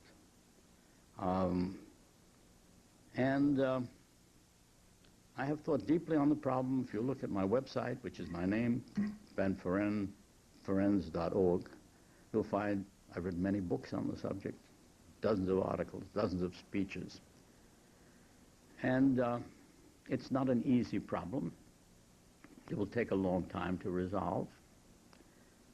But I think it can be done, and before I leave this morning, I will explain the progress to you. But that is the objective, to create a more humane world where everyone can live in peace and human dignity, regardless of his race or creed. And I think that can be done. The question of the Iraq War is something which has been mentioned as I went around here. One gentleman said, please talk about the Iraq War, and then one of the questioners put the question. The Iraq War disturbs me enormously. I'm very familiar with the plan someone asked about after, whether it's 40 or 50 million people killed, I don't know, nobody knows. Henry says 58 or whatever, maybe 68, who knows. The plan was simple in its broad outline. The United Nations would have a charter, and that would enable nations to come together and discuss their differences. The Nuremberg principles, no genocide, no crimes against humanity, no war crimes, would become the legal basis. Committees would be set up to draft a code of crimes against the peace and security of mankind. The United Nations Security Council presumably would have the chief powers there to maintain the peace. That was the basic idea. I might mention en passant that there were many things about the UN Charter that didn't make any sense at all. For example, the veto power. If you have an organization in which those who have the best possibility of disrupting the peace are the ones who have to decide whether the force can be used or not, you're having the foxes guarding the hen house. And the reason that veto power got in there, which makes no sense from any fairness point of view, you start off saying all states are equal, and then 5 are more equal than the others, however, was political, because you couldn't get it through the U.S. Senate without 2/3 ratifying the treaty. That's according to our Constitution.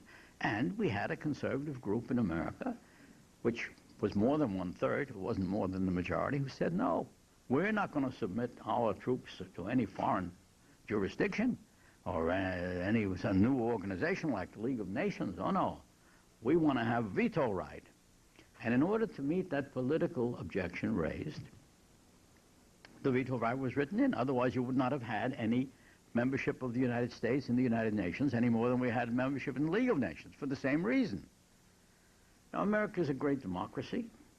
It's inevitable that in every great democracy you'll have people with a different point of view. Perfectly normal. And I think that's as it should be. But the public has to know the truth. A person cannot expect democracy to work where they're being fed materials as Goebbels did in Germany, where they don't know what the truth is. When we come to the Iraq War, the American Society of International Law, which I am a member, put out a wonderful little brochure, a summary of one of their editions, on the future implications of the Iraq conflict. And in this publication, they stated very fairly the point of view of different people in the administration and abroad as to the legality of the Iraq War. And there are competent lawyers, and they're listed there, and most of them I know personally, who say, well, the world has changed. You have nuclear weapons now. The United Nations doesn't really work because the Security Council is so politicized that they vote only their national interest. So that doesn't work. And you have terrorism. And these are new factors. And just as my late, I won't call him my friend, my late defendant, Ollendorf said, this is total war. The Soviet Union is engaging in total war. No rules count. We can do whatever we want. We have to protect the nation is the only rule. So we have the argument being made, the United States is under attack, threatened by nuclear weapons, threatened by terrorism, We cannot rely on the provisions of the Charter which we drafted and which we insisted upon and which we accepted and which are binding law in the United States in accordance with the United States Constitution, that you cannot use armed force without approval by the Security Council. Simplifying it a bit for you, you can in self-defense for a brief period of time. So basically that's it. Security Council has to decide. And in this Iraq war, in contrast with the first one 10 years ago, Security Council had not decided that the force could be used. On the contrary, in the last resolutions, they said very specifically, go out and search, see if there are weapons of mass destruction, and then report back. Then we'll decide. Meanwhile, we're warning Iraq that we intend to hold them accountable for their promises to disarm, et cetera, and when we get the report back, then we will decide what's to be done. The United States jumped the gun. I said, oh no, we're not taking any chances on that. Hit them now.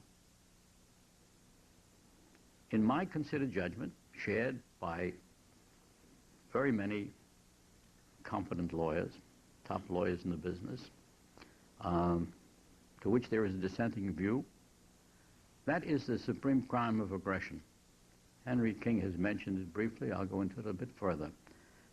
Aggression is the supreme international crime because, as was pointed out in the judgment, it includes all the other crimes. And I'll tell you something else as a war crimes investigator. You'll never have a war without atrocities. I don't care what regulations are followed or enacted. We had the situation in Vietnam where a GI would come into a little village and a child would come out and the GI would give him a hug and give him a candy bar, and the kid would pull the pin on the hand grenade and blow him up. I guarantee you, under those circumstances, every kid in that village is dead, and the village is burned to the ground. That's what's going to happen. And my answer to that is the only way to prevent war crimes, and that's what I'm trying to do for 50 years, and the only way to protect our service people is to avoid war. My slogan is, law is better than war. This is the law society.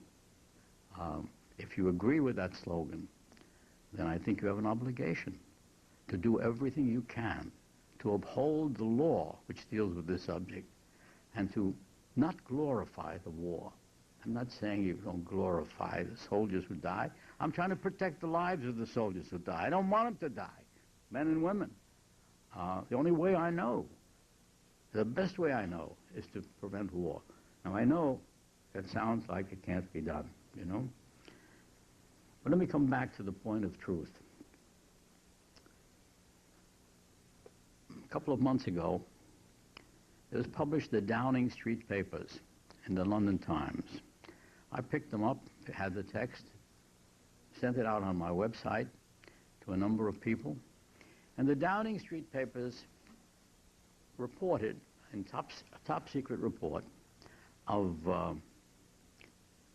top people in Great Britain, Prime Minister Tony Blair, head of his intelligence, Secretary of State, head of all the military services, what to do. It was just before the war broke out in Iraq. What to do, what's the situation? And the report came back that they had met in Washington with our top people, with the President, Secretary of Defense, and the Americans were determined to go to war. They had made up their mind 2 years before, it was before 9/11, that they were going to get rid of Saddam Hussein by force. That's the only way to do it, one way or the other. And the British had taken the position, you can't do that. You can't have regime change just like that. It's illegal. It's aggression. It's a crime of aggression. Well, let's figure out some better way. And so they said the Americans came up with another theory, that there are weapons of mass destruction. They're going to attack us. Under the UN Charter, if you are subject to armed attack by an enemy, you can defend yourself until such time as the Security Council can step in, providing you report to the Security Council, etc. So the argument was, well, the Americans are cooking up this theory of weapons of mass destruction. And the British gentlemen on the highest level saying, hey, can we prove that? And someone was saying, I don't think so. And another one comes back and he says, look, I just met with all the lawyers in Washington. They're good people, They are good people. And they say, look, we've got a reasonable grounds for doing this, and we're going to do it. So they said, okay, well, we've got to get it through to Parliament, too. So they give a report to the Parliament. There is reasonable basis for proceeding. No mention made of all the doubts which are expressed in this secret document, which you can find on my website if you can't find it on your own. A lady who represented the United Kingdom at the United Nations for many years, and whom I knew quite well, called Elizabeth Wilmshurst. She was their deputy legal advisor to the Foreign Ministry, which is responsible for questions of aggression. She was quite an expert on aggression, on which I had written 2 large volumes and dozens of articles. And she was always on the other side. You know, you got to have a war, otherwise there's no aggression. You have to have a declaration of war, and so on. And she did not, by no means would you consider Elizabeth Wilmshurst a radical or an innovative thinker. She was a very conservative, straight, first-class British lawyer working as her career as a British civil servant. She sent a letter to the Foreign Ministry, a copy of which I have, saying, I'm very sorry, I'm very close to retiring age now, but I cannot serve a government which is engaging in the crime of aggression. That's a quote, the crime of aggression. I must resign. Elizabeth Wilmshurst. What do? As a lawyer, I say everyone is presumed innocent until found guilty in a court of law. We did that to Goebbels and to Goering, and everybody's entitled to that.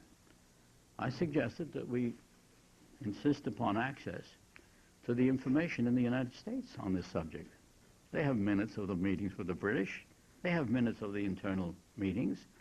Is it something to protect the national interest that they keep this from the public? Is it national security that's at stake or job security?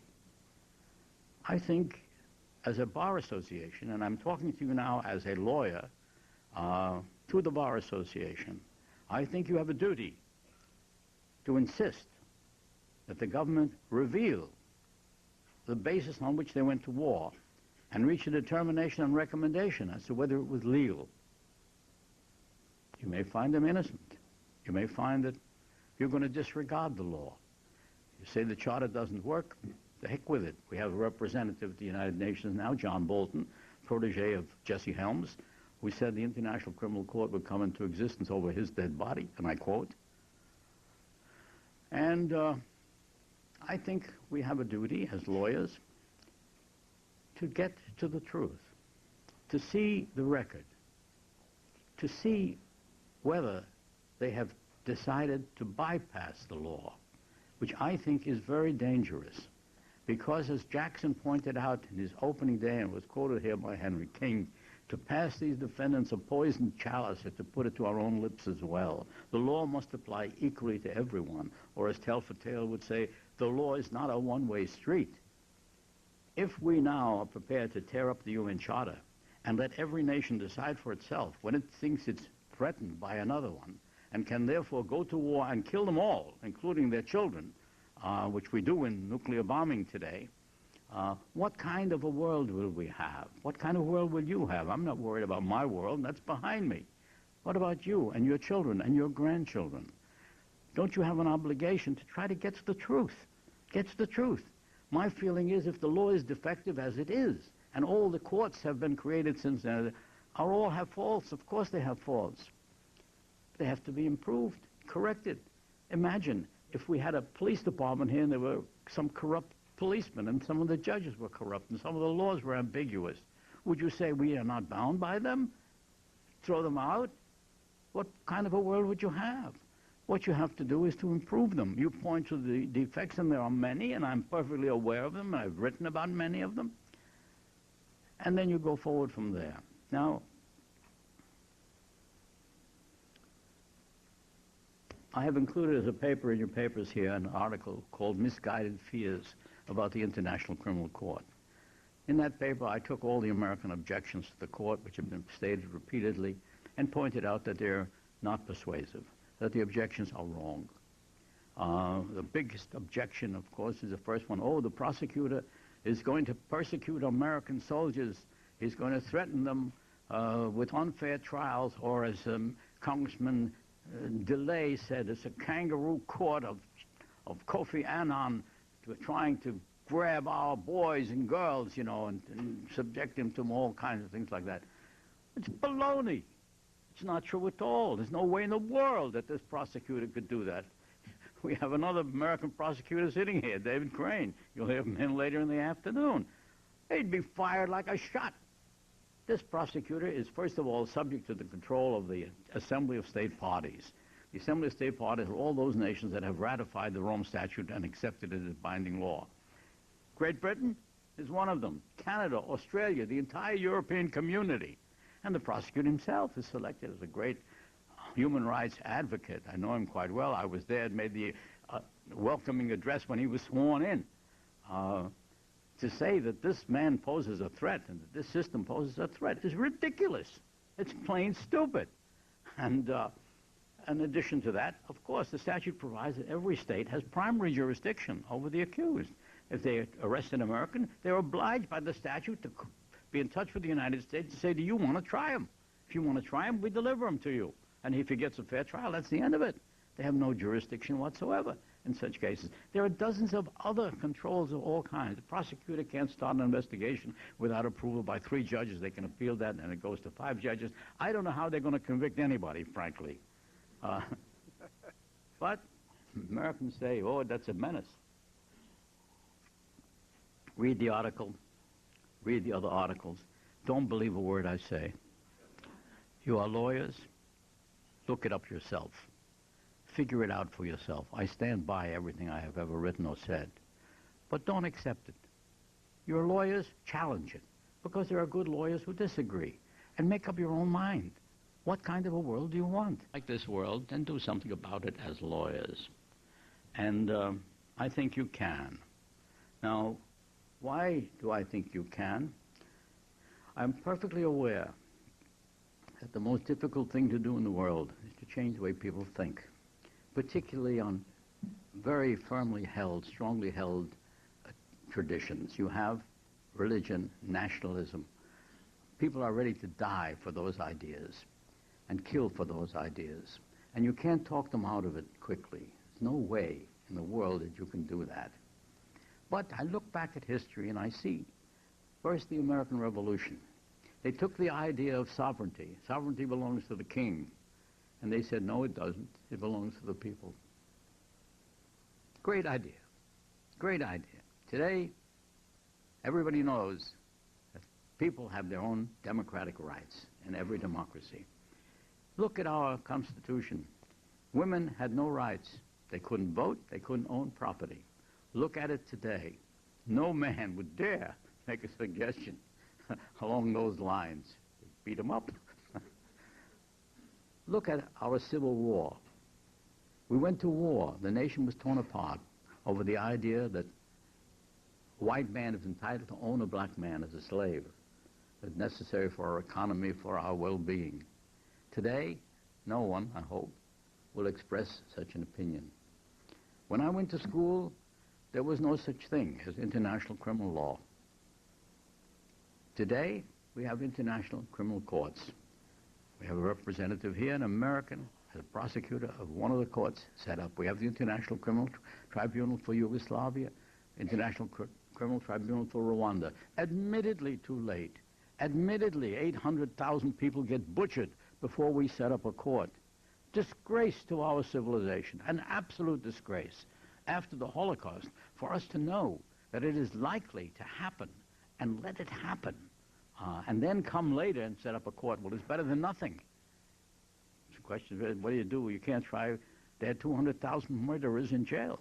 Not in jail, in boxes, treated like rats, because we had not developed the institutions that we need in order to have a more rational society. And the most important institution from our point of view as lawyers, of course there are a million points in this matrix which have to be fixed before we'll have a perfect world or a more tolerable world. The most important institution is the International Criminal Court, a permanent court, instead of having ad hocs growing up here and there. So if I look back on this, I say that there is progress being made, significant progress, but it will take perseverance and patience and education and a lot of it. But I think we have an obligation to those who perished, to our own profession as well, to never stop trying to make it a more peaceful and humane world. And I think if you do that, I've been doing it for over 50 years, I'm confident that the world will gradually move toward a more civilized structure, and you may have, I hope, a more peaceful and humane world than I had. Thank you very much.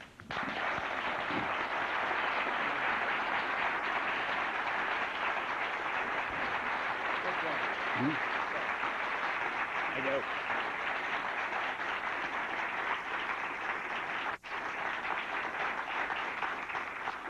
At least I got one standing. Thank you, Mr. Ferenz. If there are any questions from the floor at this time, we'd be happy to entertain them.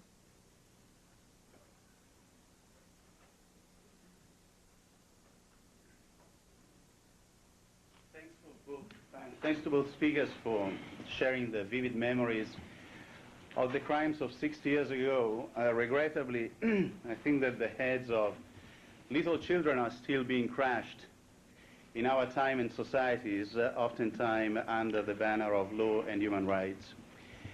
In any event, my question has to do with the defense of superior orders. To what extent in Nuremberg there is support for a right to consensuous objection, that is, the right and obligation not to commit an intrinsic moral evil or not to cooperate in the commission of intrinsic moral evil, even when such an evil is regarded as legal in the internal legal system, whether it be in a tyranny or in a democracy? Thank you. Well, it says in the International Charter for the Nuremberg Charter, August 8, 1945, that the laws of the particular state don't make any difference with regard to certain crimes. In other words, the fact that these killers did things that was approved by Hitler under German law was of no effect. It's right in the charter when they describe crimes against humanity. So at least at Nuremberg it was clear that that was not a means of absolving yourself from guilt. May I answer it in two aspects? One, in almost every case, when I heard the argument of superior orders, it was a phony argument. The implication of superior orders is that you were being coerced into doing something you didn't want to do. That was not the case. Even when they made the argument, they were eager to do it. It was not Hitler's willing executioners. It was Hitler's eager executioners who were carrying out the mass killings. And that was established by the fact that I'd asked them, did you ever let anyone escape? No. If somebody did escape and you brought him back, what did you do? We killed him. Why? Why? Why didn't you look the other way? Did you ever say, I'm sorry? Never. My biggest disappointment in Germany is no remorse. How can you say, I was coerced into doing something without saying, gee, I'm sorry for the victims? So that is basically, superior orders is exaggerated. Next, there is a provision in the statute that superior orders may be taken into consideration in mitigation of the punishment. It is not an excuse. So if you have a case, and I never heard of such a case, when somebody is told either you shoot him or I'll shoot you, that's purely theoretical. Never happened. Never happened. But if you had such a case, it could be taken into account in mitigation of the punishment. So it's a sound rule, otherwise it would be an excuse which people could use to avoid paying the proper penalty for their deeds. There's one point that should be added, that the Germans thought they were going to win, and they came close to winning World War II, and they wanted to magnify what they had done so that they got credit when the spoils of war were split up. So that dream got broken at Stalingrad, but it's a very important factor, and it does not excuse anybody.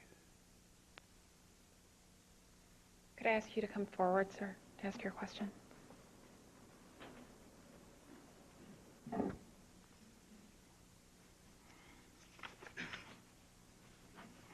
I'd like to thank both speakers.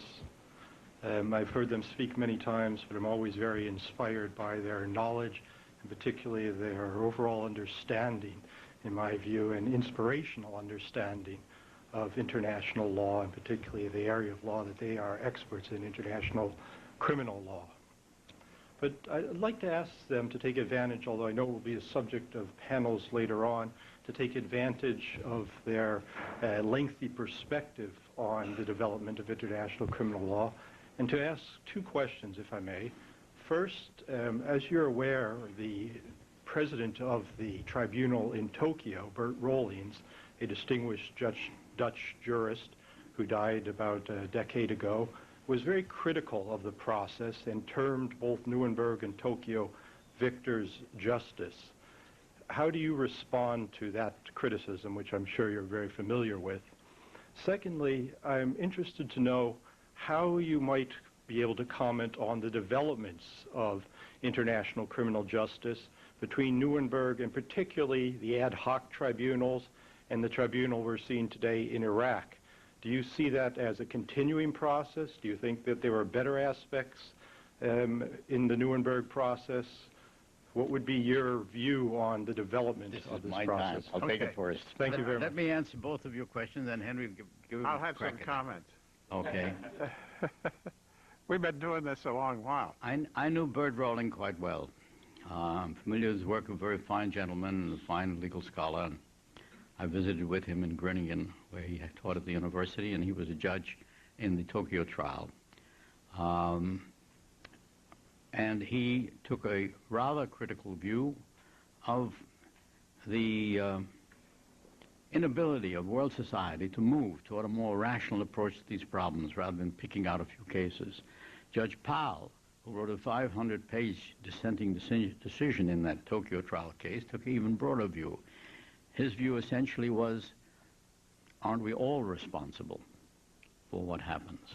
Isn't there a liability which goes beyond these selected few defendants for allowing the world to be in that kind of condition that it's in, that they decide to go to war to protect their perceived rights?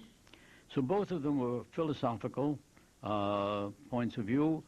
Powell's went further in the direction you indicated than even Rollins, who was sympathetic to that, but also was a strong advocate of an international criminal court. The second question is, what direction are we moving? It's a very important question, because it's easy to get discouraged when you see the defects which exist in the existing tribunals. They are ad hoc tribunals, temporary, built out of nothing. It's a miracle that an agreement was reached in Rome. They had 1,000 brackets around which indicated no agreement on the draft statute when we went into Rome, and we settled all of them. Now, some of them by quick compromises, some of them by things like the immunity agreements. I'd like to say a word about that. I didn't have a chance to. I hope somebody asked me a question. But there is, in my mind, no doubt whatsoever. We are witnessing an evolutionary trend for the acceptance of international rules of law, because our society has got so interdependent. And now, with the communications revolution, you know, I've got 100 emails since I arrived here. I'm sure they come in. I'm digitized on some of the stuff. So we are having an evolutionary trend toward the acceptance of the rule of law of necessity. And these courts, which are defective in many ways, will be improved.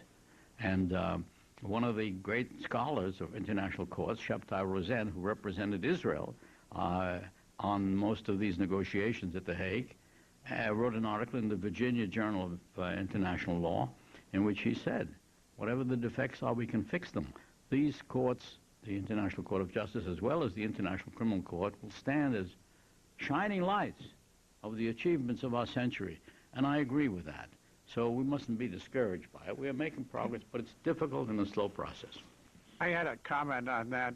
I think on the victor's justice argument, what were the alternatives? You couldn't have the Germans try them. They tried it after World War I, and there were token convictions. It was a disgrace.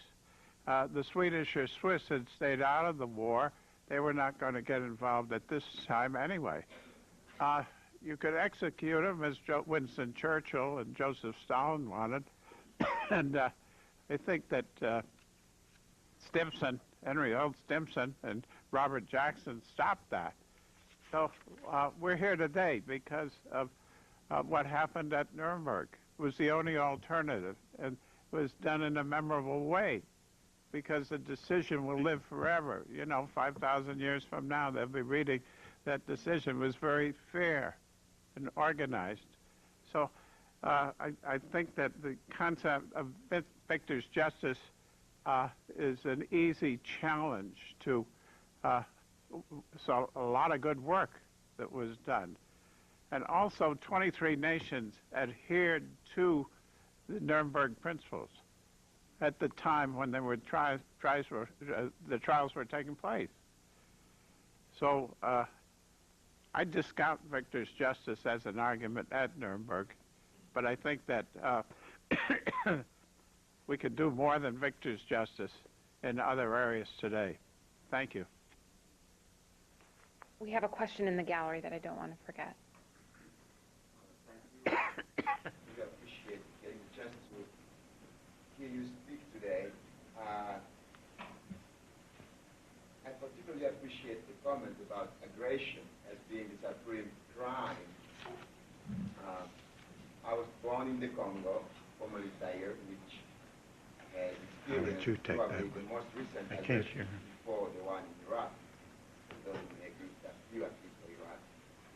And twice Congo was aggressed by its neighboring countries, and the UN more or less agreed with that appreciation of question that there was some aggression happening.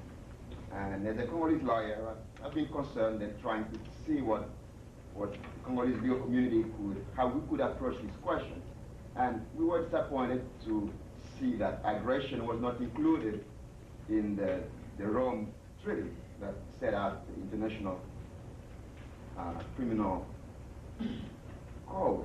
I want to hear what you think about that, the absence of aggression as one of the prosecutable crimes under the International Criminal Code. I understand the question. What do you think of that, and how do you see things improving from there? It's a very important question. The question is, why is aggression not included in the Rome Treaty, which is not quite correct. I'll explain that in a moment. You know, how do you get it enforced in places like the Congo? First, a clarification on the Rome Statute itself. Aggression was the most hotly debated subject in getting the draft statute prepared. There were many nations who felt that this was the mother of all crimes. It had to be included. Particularly small nations would be protected by that. The big nations used as an excuse that aggression had never been defined, which is not true, and they were opposed to it. In the end, there was this compromise reached that aggression is listed as a crime. However, the court cannot exercise its jurisdiction over that crime until certain conditions have been met, one of which is an amendment to improve the definition of aggression so that it's acceptable, to clarify its relationship to the Security Council. I'm sorry if I'm getting too technical here, because the Security Council would then maintain its control. And 7/8 of the nations would have to agree, which probably will never happen. You can't get 7/8 of the nations to agree on how to milk a cow. So what they did was they pushed it into a box, but they didn't dare to kill it completely. They were unable to. What does it mean to places like the Congo? What does it mean to our future? It means that nothing's going to happen in this court, in my judgment, on this statute for a long time. I will not live to see it. I hope that some of you will pick it up. I've written a lot on the subject. But national jurisdictions can begin to assert it as an international crime, just as they do with torture and genocide today. If they can get it in a national jurisdiction, they'll have the problems of enforcement, of course. But the short answer to your question, my friend, is that we are not yet there. The world is still a savage place, crawling slowly towards civilization. And so we have in Africa particularly murders carried out today If it's an internal strife, it's not aggression, because aggression deals with this dispute between warring states. And an internal strife has a different name for it. They invent names for it. Insurgency. We're having partisan warfare going on in Iraq today. And we invent names for it, but we don't build the institutions that we need. So we will continue to suffer the consequences. There's nothing I can do, nothing I can say, which will change things quickly. All I can do is plead with you to try to teach your children, the earliest ages, tolerance, understanding, compassion, a willingness to compromise. These are the long-range methods by which we move gradually to acceptance of new institutions which will govern our behavior, so we stop behaving like savages as we do today and behave like human beings dealing with human beings. I'd like to add that 3 former prosecutors, those who are on the program today, had quite a little to do with the inclusion of aggression as a crime in the International Criminal Court Charter, the Rome Statute. And we had support from the German delegation. I think it's very important to feel that you can participate, that things are not cast in concrete, and you can improve. And I, for one, hope that by 2009 we'll have a definition of aggression, and 7/8 of the signatories to the Rome Statute will agree on that definition. And so it will be a full-fledged crime. Mr. Ferencz and Mr. King, thank you very much for your comments. I think that everybody is impressed by the courage and strength that you both showed as young prosecutors in these tribunals. And I was wondering, what was your source of strength or hope? How did you believe it could be done? There was no precedent of Nuremberg that exists now, but you said it, there wasn't one before. So what did you believe in? What kept you motivated? How did you not lose hope, even today? I yield to my senior colleague. All right. Okay. For the moment. I was a comfortable lawyer doing work for the Rockefellers and other at Milbank, Tweed, and Hope. And my wife was very aggressive on our participating in the world. She said there is a world out there we ought to participate. And then suddenly one of my colleagues from Yale Law School came out, and we had a lovely roast pork dinner, which was good. She cooked a good dinner on Sunday nights. And he announced that he was going to Nuremberg as a prosecutor. My wife wouldn't let me get to bed that night. She kept me up all night. The following day, I was on the steps of the Pentagon dealing with Mickey Marcus, who Ben mentioned. And it wasn't long thereafter that I was sailing past the Statue of Liberty, prodded by my wife, to a large extent. When I got in Nuremberg, I saw the effects of war, a city that had been obliterated. There just wasn't anybody around. People were living in hovels. Nobody was on the street. And I walked to the courthouse every day, and I got a sense of mission. This cannot happen again. That's why I'm here today. But I think that I saw the effects of war, made a deep impression. And when I got in the courthouse, I saw what the Nazis had done. In terms of the human experiments at Dachau concentration camp, which I worked on, and also the plans for aggression, the Hitler minutes of aggressive acts, plans for aggression. I'm going to declare war on Poland regardless of provocation at the first suitable opportunity. So I've been living and breathing it ever since, and I'm here today because of it. I just add a brief comment. My own reactions are similar, but I have suffered the trauma of being close hand to all of this, and that has certainly affected my thinking as well as my reason. And my commander-in-chief, General Eisenhower, whom I had high regard, also wrote, when he was president, that the only answer to war is to uphold the rule of law. And that has become my slogan, that law is better than war. And it seems so obvious to me that I have difficulty understanding why people would glorify war and mock law. We've got to turn that around, and I know that it's difficult. I've indicated so, but let's keep trying. What I'd like to add is the climate here was not particularly pleasant for Nuremberg. It's been turned around, as Ben says, since that time. And that's very important. In the long run, the people are going to prevail. I think we have time for one more question. I would like to know something about the conditions under which you worked as prosecutors there, to get a first-hand idea from people who were there. Did you have the materials you needed, the communications you needed? I mean, ordinary law practice can be catch as catch can. What must it have been like putting on these prosecutions under the pressures you had? Take it or I'll take it? I'll take it. You can take it and I'll take it too. Okay. Well, we're going to split. Okay. Well, we had staff of translators, interrogators, legal assistants. We had heavy intelligence support.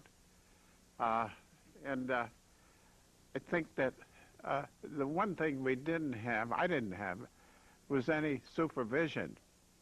I was just given 3 cases, von Brockovich, Guderian, and Milch, and told to go to work on those cases. And you had to be a self-starter at Nuremberg. And of course, that's when I identified myself. If I'm a self-starter today, it's because of that.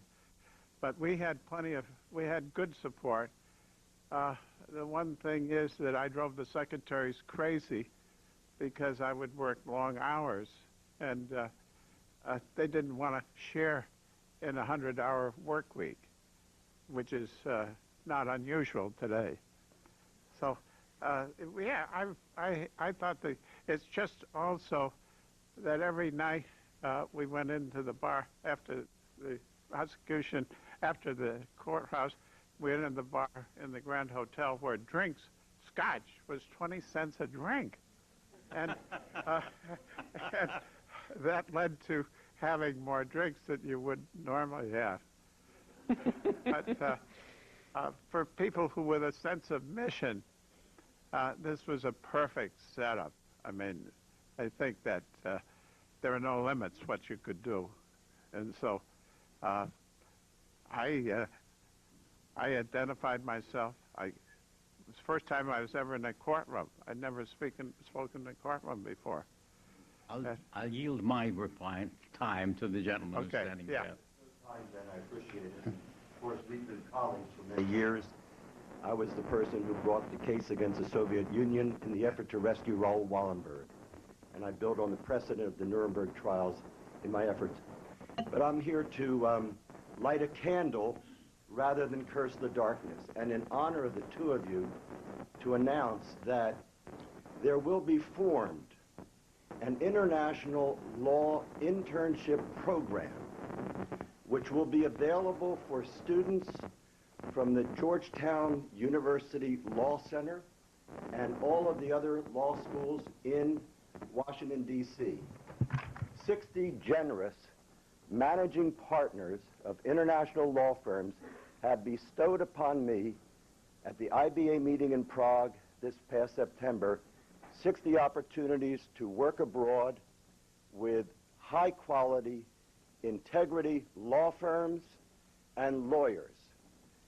As a fellow graduate of Yale Law School, I had 3 such internships when I was at Yale, one in Israel, one in Cologne, Germany, one in Tokyo. So I believe in this in the marrow of my bones. So just to announce, and I have no interest other than to light a candle rather than curse the darkness, to continue, and maybe we'll call some of the fellowships the Ben Ferencz Fellowships, or other good people. Right now we only have Jack Tate of Yale Law School. But my name is Morris Wolfe. I'm going to be here for the day. I share very much the sentiments of Ben that we cannot forget what happened. I was an exchange student to Germany right after the war, so I felt as deeply as Ben the trauma, and I had the good fortune of parents who got out of Germany in time. So I'll be around. And if anybody wants to talk to me, I'm approachable. Thank you very much, Mr. Wolfe. At this time, I would like to give you a few housekeeping details. We're going to have about a 10-minute break, and if I could entreat you to be back here at about 11:30, we'll hear from Professor Michael Scharf. Also, the remarks made by Professor Henry King are now available at the registration area, and so I encourage you to pick those up. And the articles that Mr. Ferenz referred to in his remarks are available in the registration materials you would have received this morning. And now I would like to ask you to join me in thanking our two fine former prosecutors of Nuremberg. I, as a young attorney, stand in awe of you and the principles of justice and humanity you represent. Thank you so much for being here.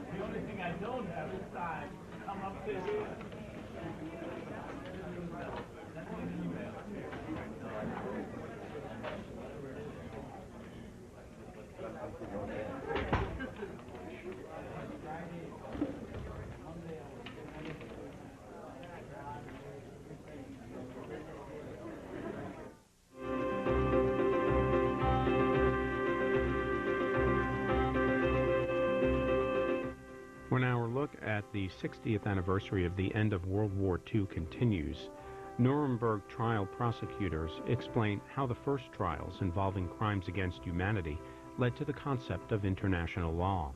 That's followed by the life of 19th century civil rights activist Kate Brown. That's followed by a tribute to the late Israeli Prime Minister Yitzhak Rabin.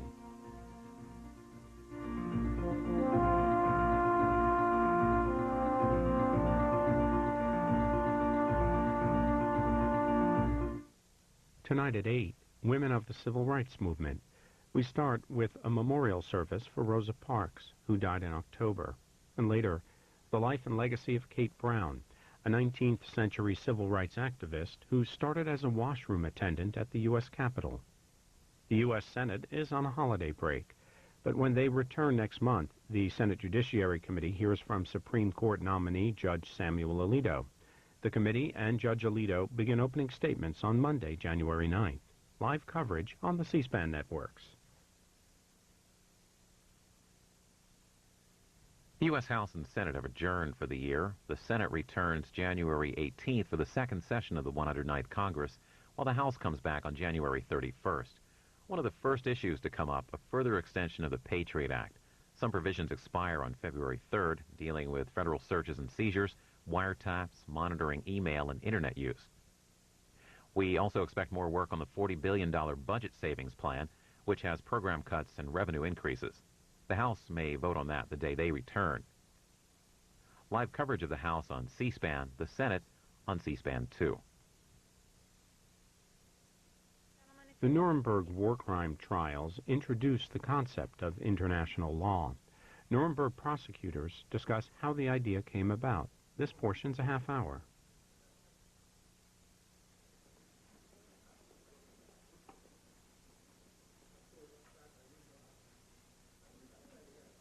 Just briefly, before we proceed with the comments from Professor Michael Scharf, I have been informed and would like to recognize that two of the grandsons of Justice Robert Jackson are present in our audience this morning, Bob and Tom Loftus. And so I would like to recognize them and thank them for being here.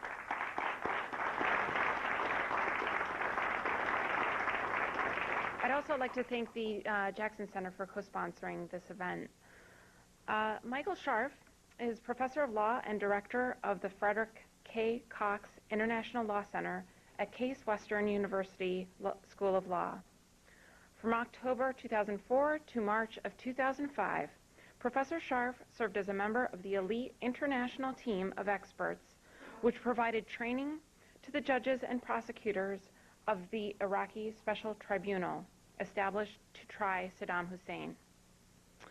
In February 2005, Professor Scharf and the Public International Law and Policy Group, a non-governmental organization he co-founded, were nominated for the Nobel Peace Prize by 6 governments and the prosecutor of an international criminal tribunal for the work they have done to help in the prosecution of major war criminals, including Slobodan Milosevic, Charles Taylor, and Saddam Hussein. Professor Scharf?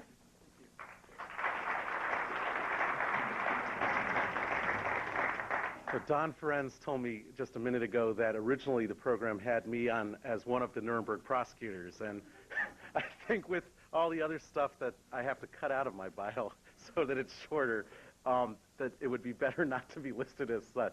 But anyway, it is a great pleasure to serve as a commentator after you've heard 2 of my mentors and good friends speak about their experiences at Nuremberg.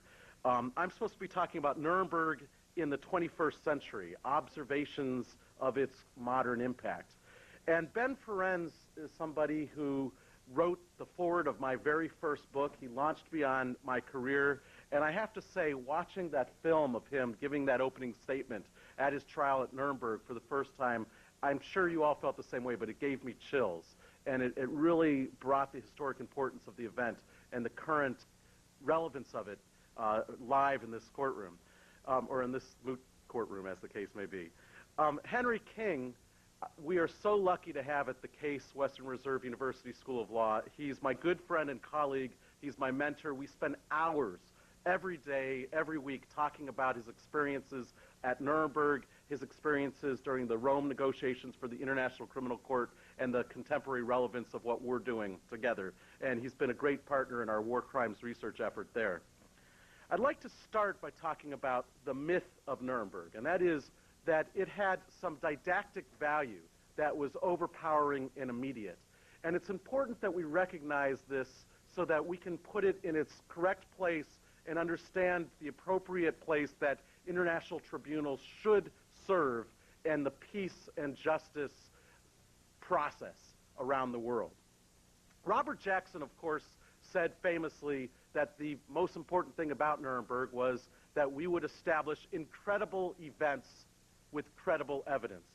And it was his view that if they could create a historic record of the 6 million deaths and all of the atrocities, that this would discredit the Nazis and help move Germany toward the West so that it could once again enter into the community of civilized countries. And ultimately that became very important to the United States as it recognized the Soviet Union as a looming threat and an iron curtain descending on Europe. Well, the truth is that Nuremberg didn't quite do that. And there was actually a scientific experiment conducted to find out whether it would. The United States government, the State Department, conducted a series of opinion polls in Germany every year from 1946 to 1958. They asked 2 questions. Question number 1, do you think the Nuremberg Tribunal was fair and appropriate? And question number 2, did you think Goering and the other Nazis who were convicted were really guilty? Now, if Robert Jackson was right, everybody would have seen the proceedings of Nuremberg. They would have read the transcripts of it, which were translated into German, and they would have recognized through this trial the errors of their ways, and they would have answered both questions that Nuremberg was fair and yes, these people were guilty. That's not what happened. In the first poll, 85% of the German people said that the trial was unfair. 87% said that Goering was not guilty. Similar numbers occurred every year to 1958. 1958 was the year that they had the commutations of many thousands of sentences of people who were convicted by the post-Nuremberg tribunals. That led the German people to believe that they were correct all along in believing that the Nuremberg was just a show trial, victor's justice, for why would the Americans let everybody out if they were truly guilty of these heinous acts. And on that year, the poll showed that 92% of the German people believed that Nuremberg was actually unfair and that the defendants were wrongly convicted. Now, the United States government stopped doing polls after that, and in fact, they took the extraordinary step of classifying these polls top secret. They were not declassified again for 55 years. 3 years ago, they were finally released, and scholars are now trying to make sense of the significance both of the polling results and the reason the U.S. classified them. Well, that's not the same situation in Germany today. Anybody who's traveled there or who knows the German people know that they've come around to embrace the lessons of Nuremberg and that they recognize the errors of the Nazi leadership. But it wasn't just the Nuremberg trial that did this. There were a series of other events and programs that together led to this transformation, and it took a full 2 generations to accomplish it. Well, first of all, one of the things that the occupying governments did is that they rewrote the history books. They got rid of all of the German propaganda and they replaced it with American propaganda.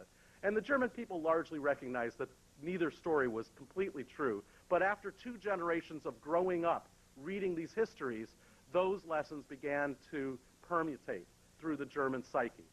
Also, they passed a law saying it was illegal to deny the Holocaust, so there wouldn't be any competing views that the German people were exposed to. Thirdly, in the 1960s, the German people had their own mini Nuremberg trials. And these trials did not focus on the aggressive war count, which was the most controversial for the German people, but rather on counts involving the commanders of the death camps, the concentration camps. And these, the German people recognized, were bad and were not justifiable under any circumstance. And finally, and most interestingly, in the 1970s, there was a very, in my opinion, second-rate miniseries called The Holocaust, starring Jane Seymour and a bunch of other B-rated actors in the United States, that showed not just in America, but also in Germany. It was the highest-rated TV show in the history of Germany. Almost everybody was glued to the television sets, learning about the Holocaust through Hollywood's eyes. And after that, the polls showed that the German people had finally cemented their views that Nuremberg was an appropriate response and that the Nazis were guilty. Now, what does this tell us about modern-day use of international tribunals as a method of peace? Well, we know that the Yugoslavia Tribunal and the Rwanda Tribunal, for example, were created with the idea that they would lead to peace and reconciliation. In fact, the Security Council created them under their Chapter 7 powers as a method of restoring peace. Will they restore peace? Well, if we watch what's going on in Serbia and in Rwanda, the tribunals and their decisions have not had that effect. Largely what happens is that the nationalists continue to believe Slobodan Milosevic is innocent. His opinion polls among the nationalists have risen. The Bosnian victims continue to think he's guilty, and it has created tensions between the two groups rather than reconcile them. Similarly, in Iraq, we're going to be talking about this later this afternoon, the idea of having a trial for Saddam Hussein and the other leaders of the Ba'athist Party was that it would discredit them and help dry up support for the insurgency and give some breathing room for the new democratically elected government. In fact, what's likely to happen empirically from Germany to Bosnia to Rwanda is that the insurgents are going to think the trial is unfair. They're going to think that Saddam Hussein looks like a modern-day martyr and a hero to them, and that he's not guilty. And all of the victims groups, the Shiites and the Kurds, are going to think the trial is the best thing since sliced bread. And in the short run, the trial's unlikely to accomplish much in the way of restoring peace. I say this not to denigrate Nuremberg. Nuremberg was very important, but so that we will have a realistic view of how to use the tool of international justice. It is equally dangerous for us as not using justice at all, as using justice but having such a high view of what it is, an unrealistic view of what it is capable of, that we are going to be disenchanted with the results. Now, the real contributions of Nuremberg are in the rule of law. And it's interesting that a Harvard professor recently said that Hitler's epitaph is actually the modern-day human rights instruments that resulted from his atrocities that never would have been possible if it wasn't for these types of heinous acts that shocked the world into changing its paradigm. Well, we heard some of these this morning. I'll just review them briefly. Nuremberg created the crime of aggression. It outlawed war, although the other tribunals have not enshrined the crime of aggression. The 1945 UN Charter did in Article 2, Paragraph 4. And although the Security Council has never actually, in a resolution, said that a country has committed an act of aggression, including in 1991 when they condemned the invasion by Iraq into Kuwait, and the entire world agreed on that resolution, there was no mention of aggression. Now, today, fast forward, the Iraqi Special Tribunal has included in Article 14 of its authority the ability to prosecute Saddam Hussein for the crime of aggression. He will be the first person prosecuted for this crime since Nuremberg in 60 years. And if it is successful, it may lead to what Henry King was hoping for, and that is the ICC's adoption of a definition of the crime of aggression and a triggering mechanism. We had Philippe Kirsch, the president of the ICC, speak at Case Western Reserve on Monday of this week. He was very skeptical that the current rate of negotiations would yield results, and he said they're all looking at what goes on in the Iraqi Special Tribunal because, ironically, that jurisprudence may decide the fate of the crime of aggression in modern day. Well, in addition, in 1946, the UN General Assembly adopted the Nuremberg Principles, which you've heard so much about this morning. We know that anyone who commits an international crime is now criminally liable. It's not just states that are responsible, but individuals who can be prosecuted. And as Henry mentioned, it extended universal jurisdiction from piracy to war crimes and crimes against humanity. Here's an interesting little paradox. 10 years ago, when Pol Pot was captured, David Sheffer was the ambassador-at-large for war crimes issues at the State Department. He knew that in the United States we did not have universal criminal jurisdiction over the crime of genocide, and that the Cambodians were unlikely to prosecute Pol Pot. So he went from country to country to country, trying to convince them to use their universal jurisdiction laws to prosecute Pol Pot. Fast forward just a few years ago, those same countries who were encouraged by the United States to have robust universal criminal jurisdiction were now told by the United States, in the context of indictments of Henry Kissinger and George Bush, that they would either have to stop their universal jurisdiction or maybe the United States would move NATO out of their territory. And I'm talking, of course, about Belgium, which did, in fact, amend its statute.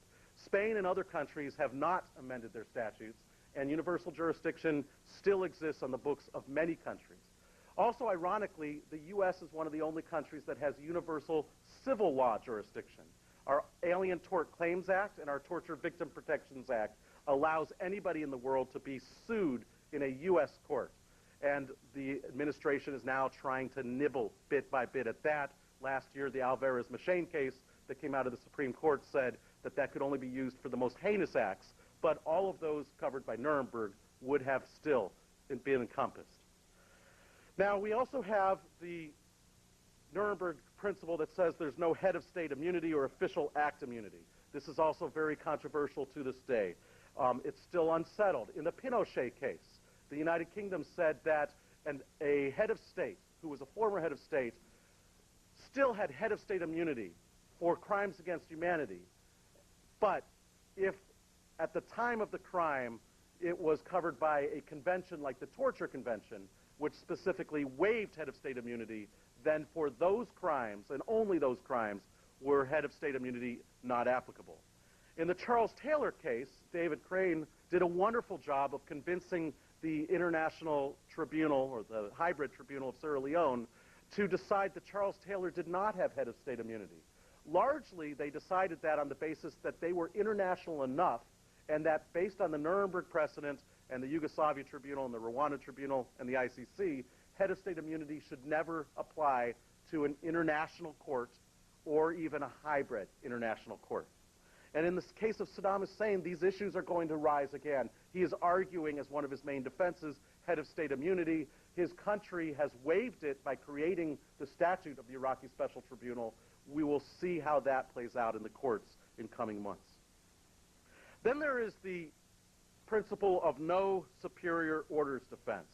That applied most cogently in the United States in the case of Lieutenant Calley in the My Lai massacre during Vietnam. Of course, Lieutenant Calley claimed that his Captain Medina told him that in a special town called My Lai, there were snipers and Viet Cong hiding out. They didn't know who was an agent of the opposition and who was an actual civilian, so he was told to go in there and clean it out, kill everybody. He went in and had his troops kill them all.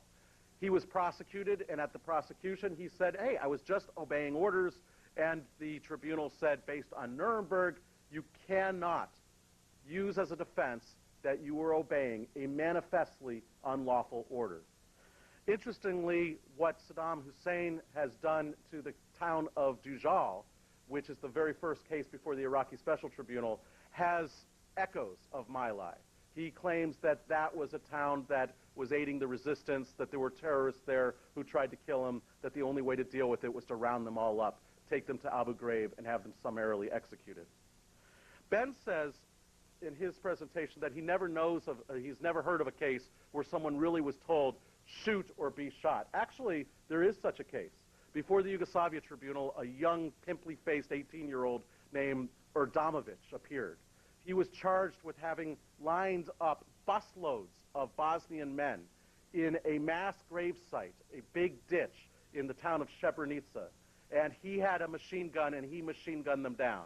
And he testified that when he was done with his machine gun or when it overheated, he was given another one, and another one, and another one. And they asked him how many people he killed, and he said he didn't know, probably several thousand. Now, he said that at the time he didn't want to pull the trigger. And his general, who is yet to be prosecuted, who's still at large, General Ratko Mladic, went up to him, held a gun to his head, and said, you either pull the trigger or you stand over there with him. The Yugoslavia Tribunal recognized this principle from Nuremberg and said it is not an absolute defense. But they did use it, as Ben suggests, in mitigation, and he only served 5 years, and he is now out and about, and he's a big advocate for international justice. And he was also very useful in some other trials. Another principle from the Nuremberg principles that the General Assembly adopted was the one of fair trials. Remember, Robert Jackson said we must never forget that the record upon which we judge these defendants today is the record upon which history will judge us tomorrow. To pass them a poisoned chalice, as Henry reminded us, is to put it to our lips as well. Well, that principle led to Article 14 of the International Covenant on Civil and Political Rights, which enshrines basically all of the due process rights that we have in our Bill of Rights in the United States and internationalizes it. Every single modern international tribunal has adopted those rights, including the Iraqi Special Tribunal. Saddam Hussein himself are going to have the rights that none of his defendants or his victims ever had, that no one in Iraq ever had. But because they've chosen to use the Nuremberg precedent and these principles that have resulted from Nuremberg, around the world, international human rights law and rights for the defense has risen up. You also know from the earlier presentations that the 1948 Genocide Convention, the 1949 Geneva Conventions, and even the 1949 Universal Declaration of Human Rights would not have been possible if it weren't for Nuremberg. Well, after all of this, there was a hope that there would be a permanent Nuremberg. But this was dashed during the Cold War, and it must have been a terrible time for Ben and Henry, who were such advocates of international justice. Instead, never again became the reality of again and again. We saw a new era of impunity, such that a UN official said that an individual in the world stood a better chance of being prosecuted for killing one person than for killing 10,000, 100,000, or 1 million.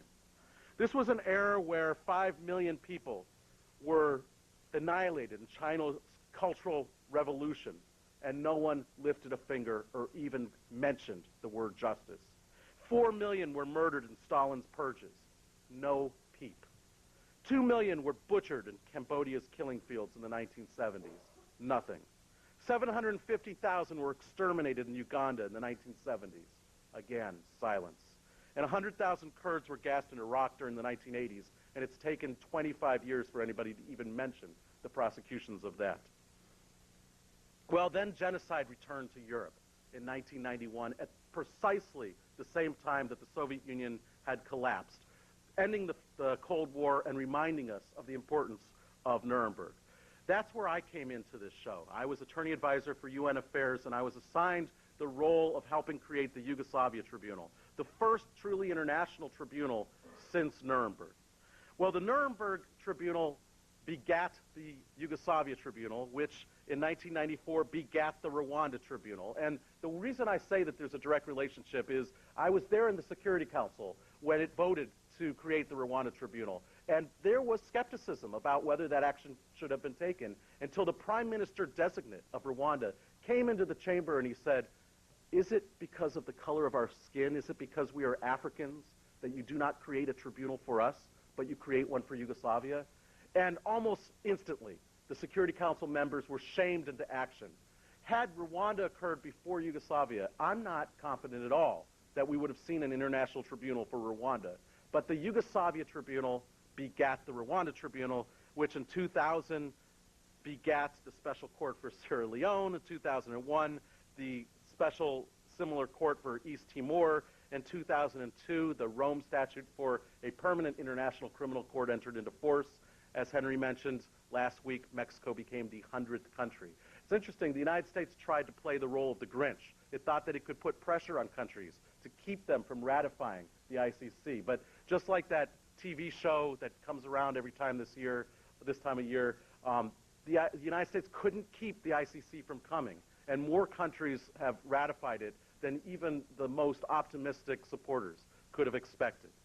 And then in 2004, Iraq created its internationalized domestic court, which we'll be talking about more this afternoon. And this year, the hybrid international domestic Cambodia War Crimes Tribunal will enter into force. We are now seeing a new age of accountability. The age that Ben and Henry envisioned is actually coming to fruition. I know we're running out of time, so I'm just trying to figure out what I want to leave out from here. Well, let me just say this. In his report to the president, Robert Jackson was a realist, and he recognized that Nuremberg wasn't perfect. He recognized that there were warts and all.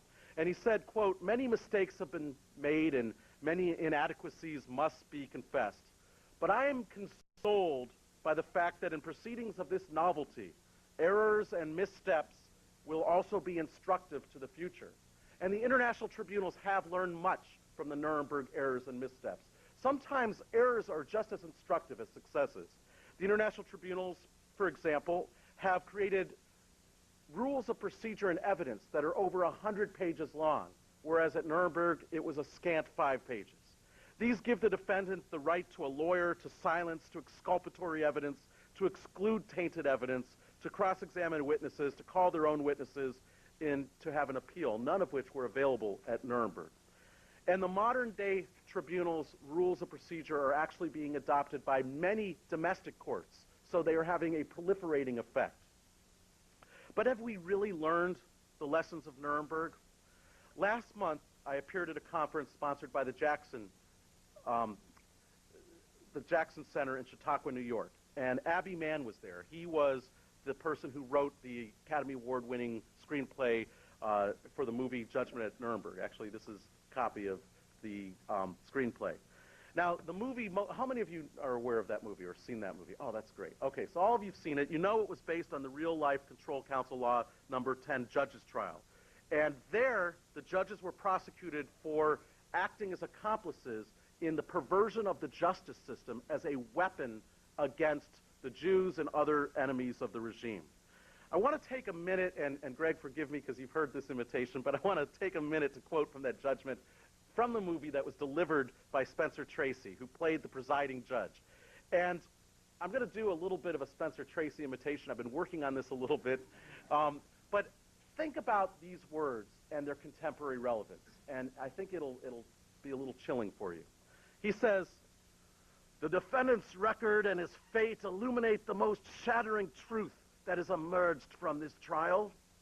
If he and the other defendants had been degraded perverts, if all of the leaders of the Third Reich had been sadistic monsters, then these events would have had no more moral significance than an earthquake or any other natural disaster.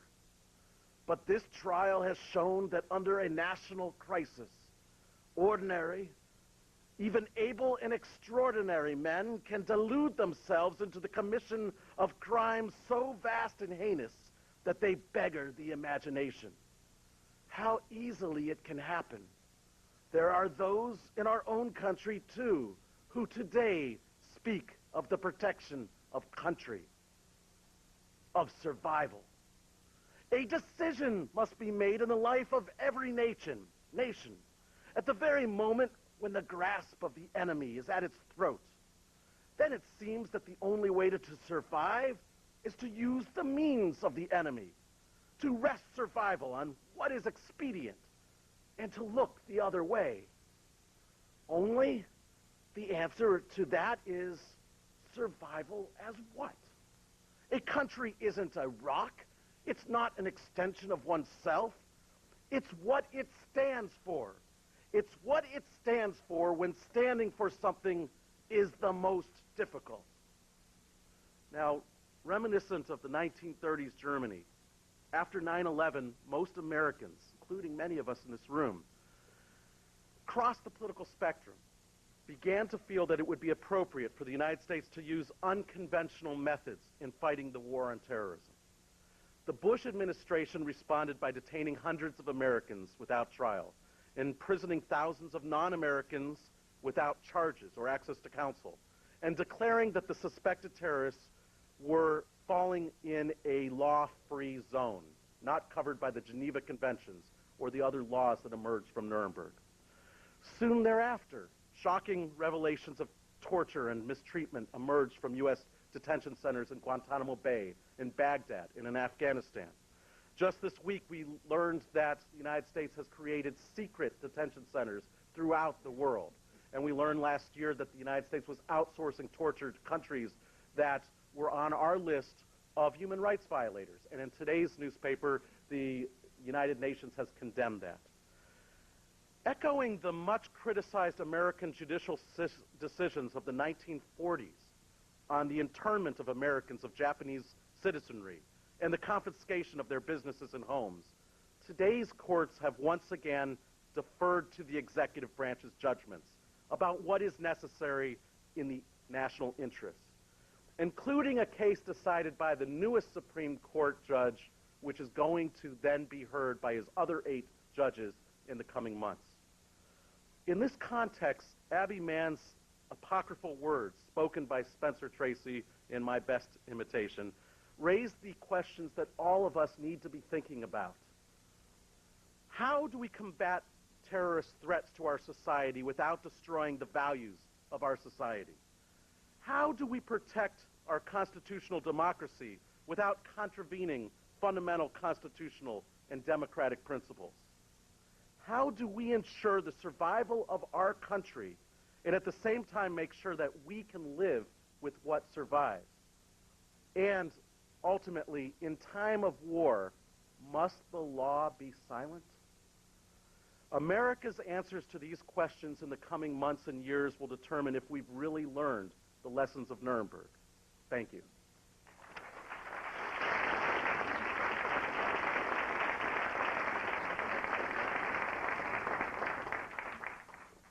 Thank you very much, Professor Scharf. In the interest of time, and given that Professor Scharf has agreed to speak with us again this afternoon, I'd ask you to withhold your questions at this time and reserve them for later. A few notes about lunch. There will be a boxed lunch in the Gurwitz Center on the 12th floor, and Kathleen Ebner at the ABA is said to be the one with the key, so I would encourage you to follow her. Thank you very much.